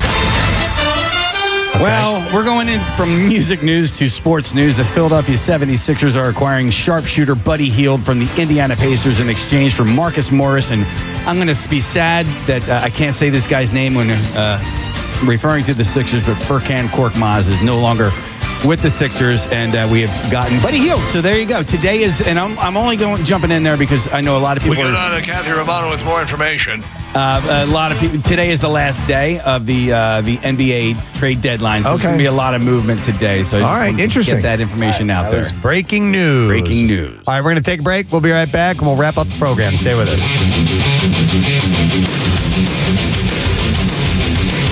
Musicians with me. MMR rocks with Incubus. It is the Preston and Steve show. We were just playing Incubus, right? Yes. Okay. I'm like, I was reading something else, and I was thinking Incubus. I'm like, I did just hear that song. Believe it or not, when the songs are playing, we are doing other things. We got to get ready for the next segment and so on. Sometimes we poo-poo and pee-pee. We do. Drive is the name of that song. It is, it's 11 o'clock. Oh, my God. Today has been so much fun. Yes. Our guests were wonderful. I would like to thank all three of them. First, we'll start with Scott Stapp. He was our first one in. Scott was a great conversation. He's got a new song. We played it. It's a really good song. It's called Higher Powered. Sounds different than you usually hear him. We also had Jay Mohr stop in, and he was great. He had fun. He's like, I'm coming back in April. Can I come back, please? And we're like, absolutely, dude. Most definitely. Playing Punchline tonight, tomorrow, Saturday. Go see him. He's just a naturally funny guy. And then Joe Watson from the Flyers came in, 80 years old, sharp as a tack, in unbelievable shape. So many great stories and just a nice guy. And his book is out now, and it's called Thundermouth. And you'll want to pick it up because the man's got stories to tell, and he definitely does that in the book. So it was great. How you doing, Pierre? I love the story of the gate keeping the two. Were they on opposing teams that were fighting? One of our fellows and one of their lads. Correct. And they had fisticuffs on the in the icicles in the hallway. It was in the hallway. It didn't start out on the field. No, I guess they had issues with each other on the ice, and they got kicked out. And so they were walking back to the dressing room and saw each other in the hallway, and they went at it. He was running on his skates on concrete. Because they tell stories of people that do that to this day, and then they just laugh about it afterwards and are having a beer together. Those guys were angry. And it's just like, how could you have that kind of a fight and then just laugh backstage after the show? Yeah. I don't know. Anyway. It's crazy, but he's got great stories. A gazillion stories like that. Sounded great. Sorry we're getting so deep into your program, sir. Tut. What's another hour? Letter of the day. You ready? Yeah, sure. All right, here we go. Preston and Steve on 93.3 WMMR. Now, the Daily Letter. And the Preston and Steve show is brought to you today by the letter C is in carrot. All right, C is in carrot, and we're going to give away $500 from the Bagster. The Bagster is by far the most convenient and affordable way to help with your home cleanup, and you can go buy it at any home improvement store, fill it, and then simply schedule your collection, and it's gone. Clean it up with the Bagster. A dumpster in a bag, and we'll give it away tomorrow, by the way. So what's happening on your program? Well, we got workforce blocks of Foo and Crew. Vince Neil's birthday today. Motley Crue and Foo Fighters and Peter Gabriel. Should be fun. Nice. Love it. All right, let me thank our sponsors. The Preston and Steve Show is brought to you today by Duncan, and the Preston and Steve Show runs on Duncan. Also brought to you by Meineke Car Care. You won't pay a lot, but you'll get a lot. And tomorrow's program, it happens. The return. It is Super Bowl 3. No, Super Bowl 3. I said it. Super Bowl 3 is happening live on the air tomorrow morning. And our buddy Adam Ferraro is going to be in studio to promote his show coming up. So we'll spend some time with him, and he's going to have some soup with us. Guest judge.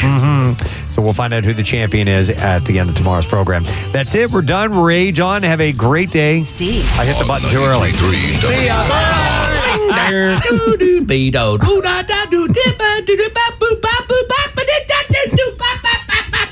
Wawa's new snack and go wraps make any time